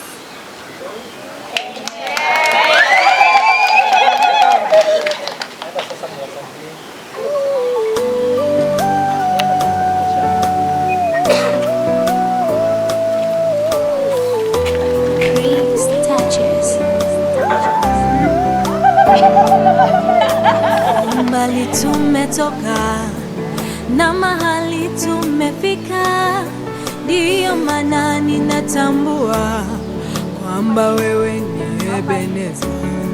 Sio kwa uwezo wangu, ila ni kwa uwezo wako. Mahali nimefika Baba, acha nikushukuru. Bwana umenisaidia nifike mahali nimefika. Bwana wewe ni Ebeneza. Maishani mwangu ninataka Ebeneza nijengwe juu yako. Ninataka Ebeneza uwe msingi wangu, jiwe langu la pembeni na kutamani sana. Oh, Ebeneza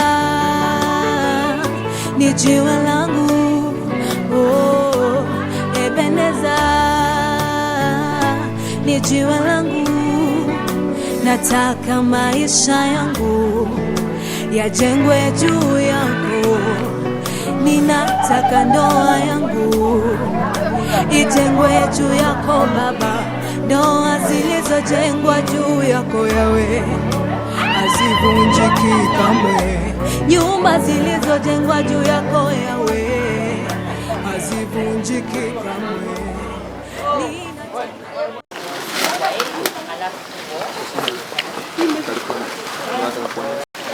Abana banyu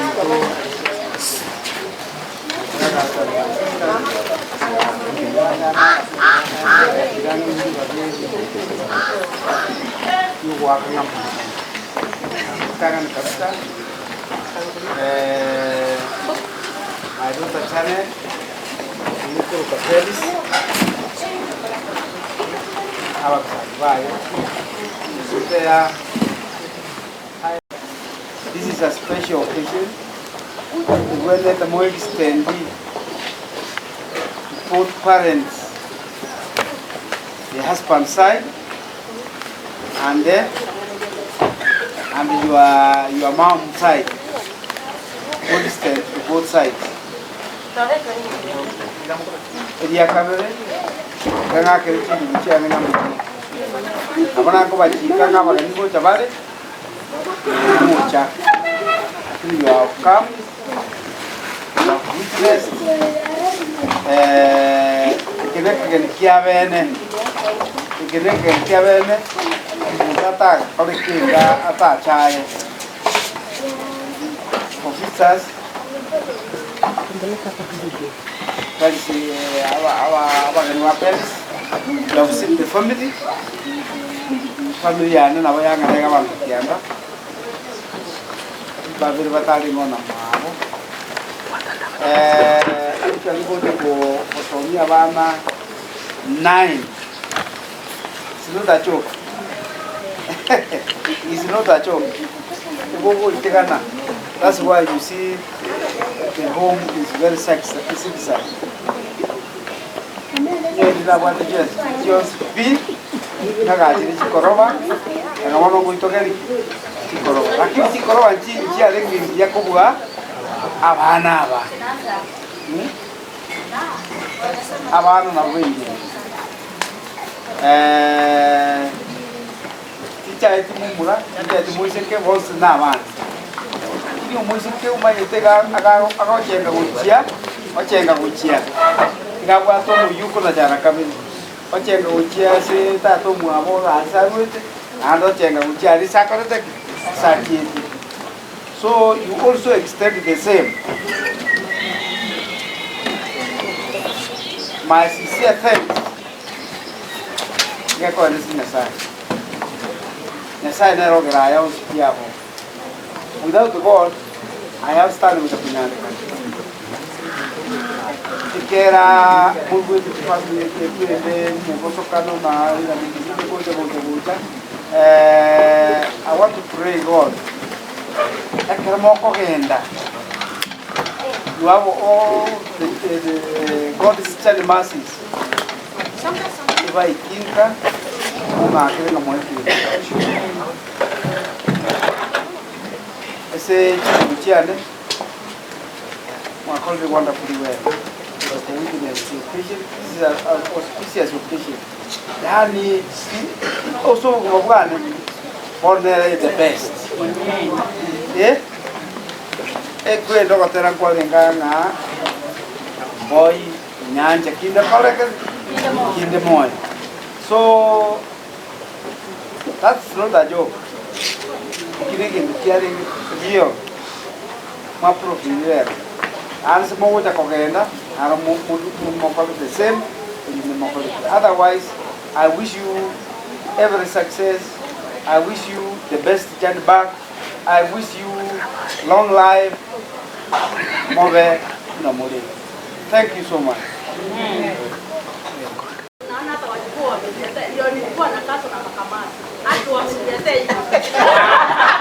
I praise God for this. Amen. Also, mimi nawatakia mema, angalia irudi, mkirudi urudi salama. Thank you. And don't miss to come again. Amen.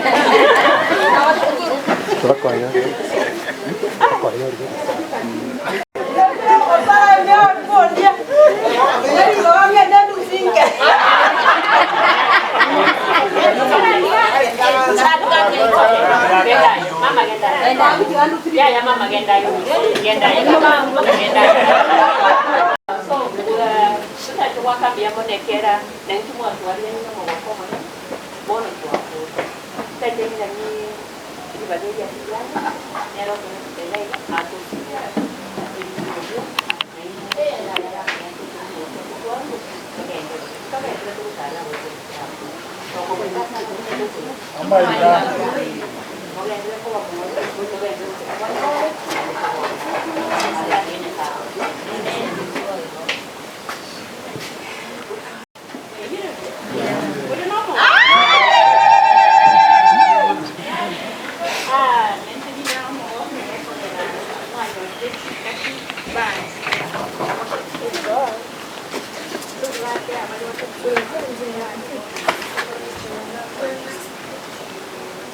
na wanakubalika. Kwanza kabisa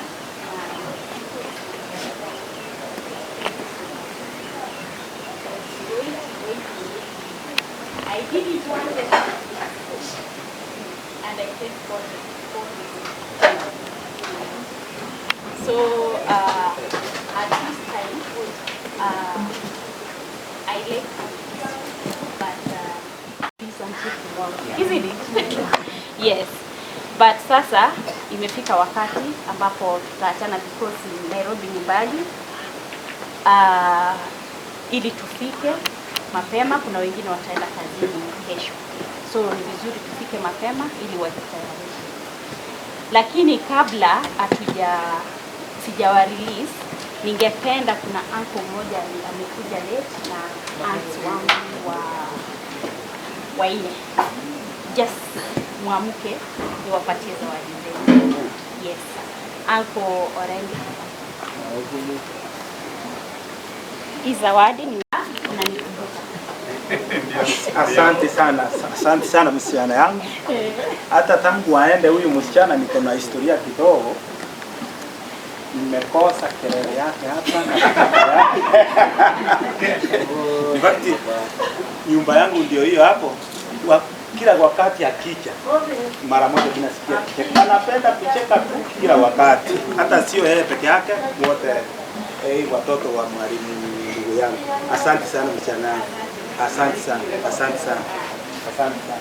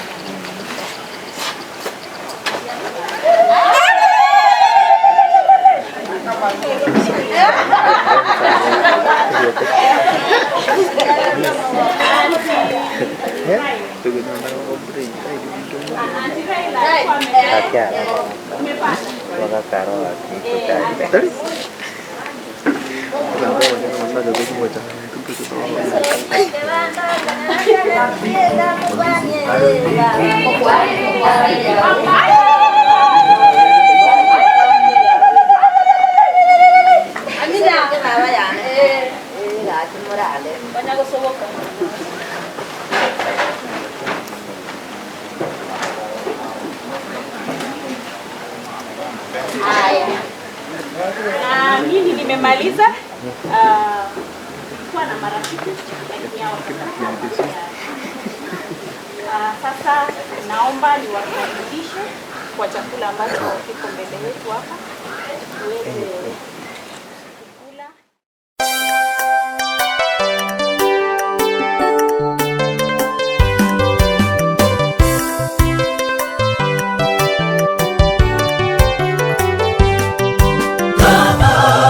Unanipenda tena jambo la upendo, kama waniheshimu tena jambo uniguse, kama unanipenda tena jambo la upendo, kama waniheshimu tena jambo uniguse, wakati ningali ni hai nipe zawadi nikukumbuke, usisubiri siku ya kufa ndipo ulete zawadi, uje unisifu mbele za watu nikisha kulala, tena watumia gharama nyingi kwenye mazishi yangu, ingekuwa vyema unipe zawadi yangu ningali ni hai,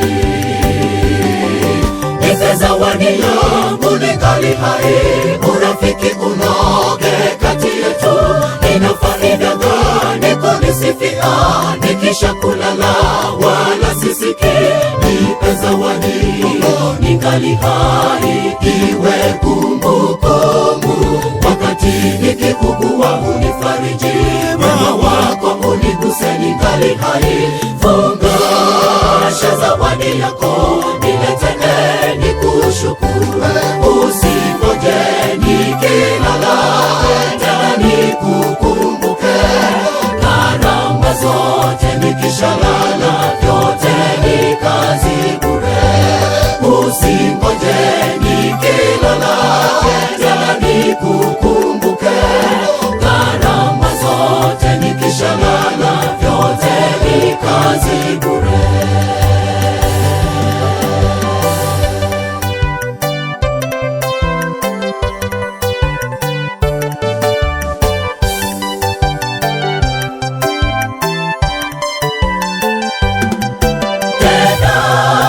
Wahitaji yatima na wajane, wenye njaa walishe ametuagiza Yesu. Tena wahitaji yatima na wajane, wenye njaa walishe ametuagiza Yesu. Gharama ya matibabu nikikosa unilipie, uguswe na shida niliyonayo unifae kwenye shida. Nitakushukuru na Baba Mungu atakubariki.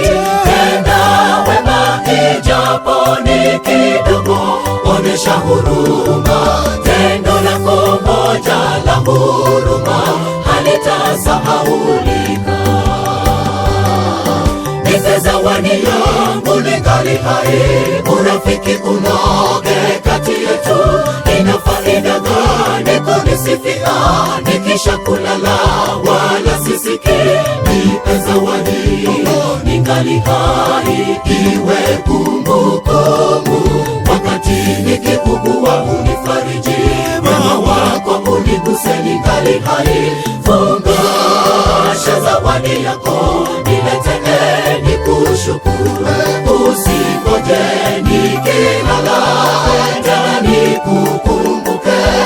Karama zote nikishalala vyote ni kazi bure, usingoje nikilala tena nikukumbuke.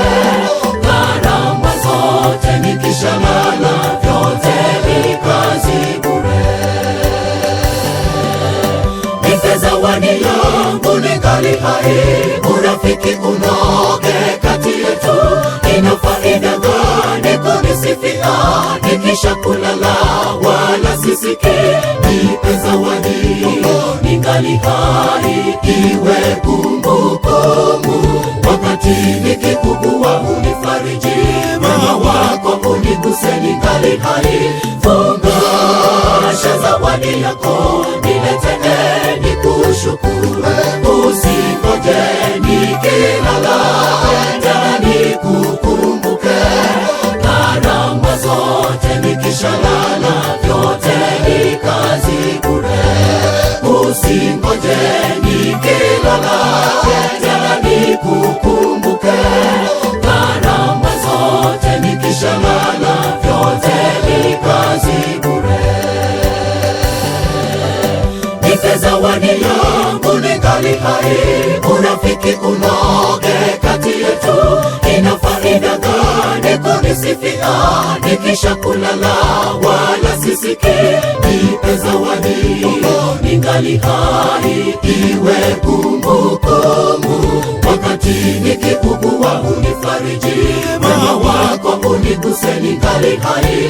Fungasha zawadi yako niletee nikushukuru, usingoje nikilala tena nikukumbuke.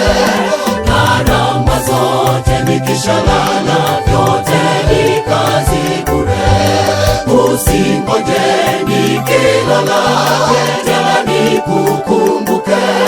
Karama zote nikishalala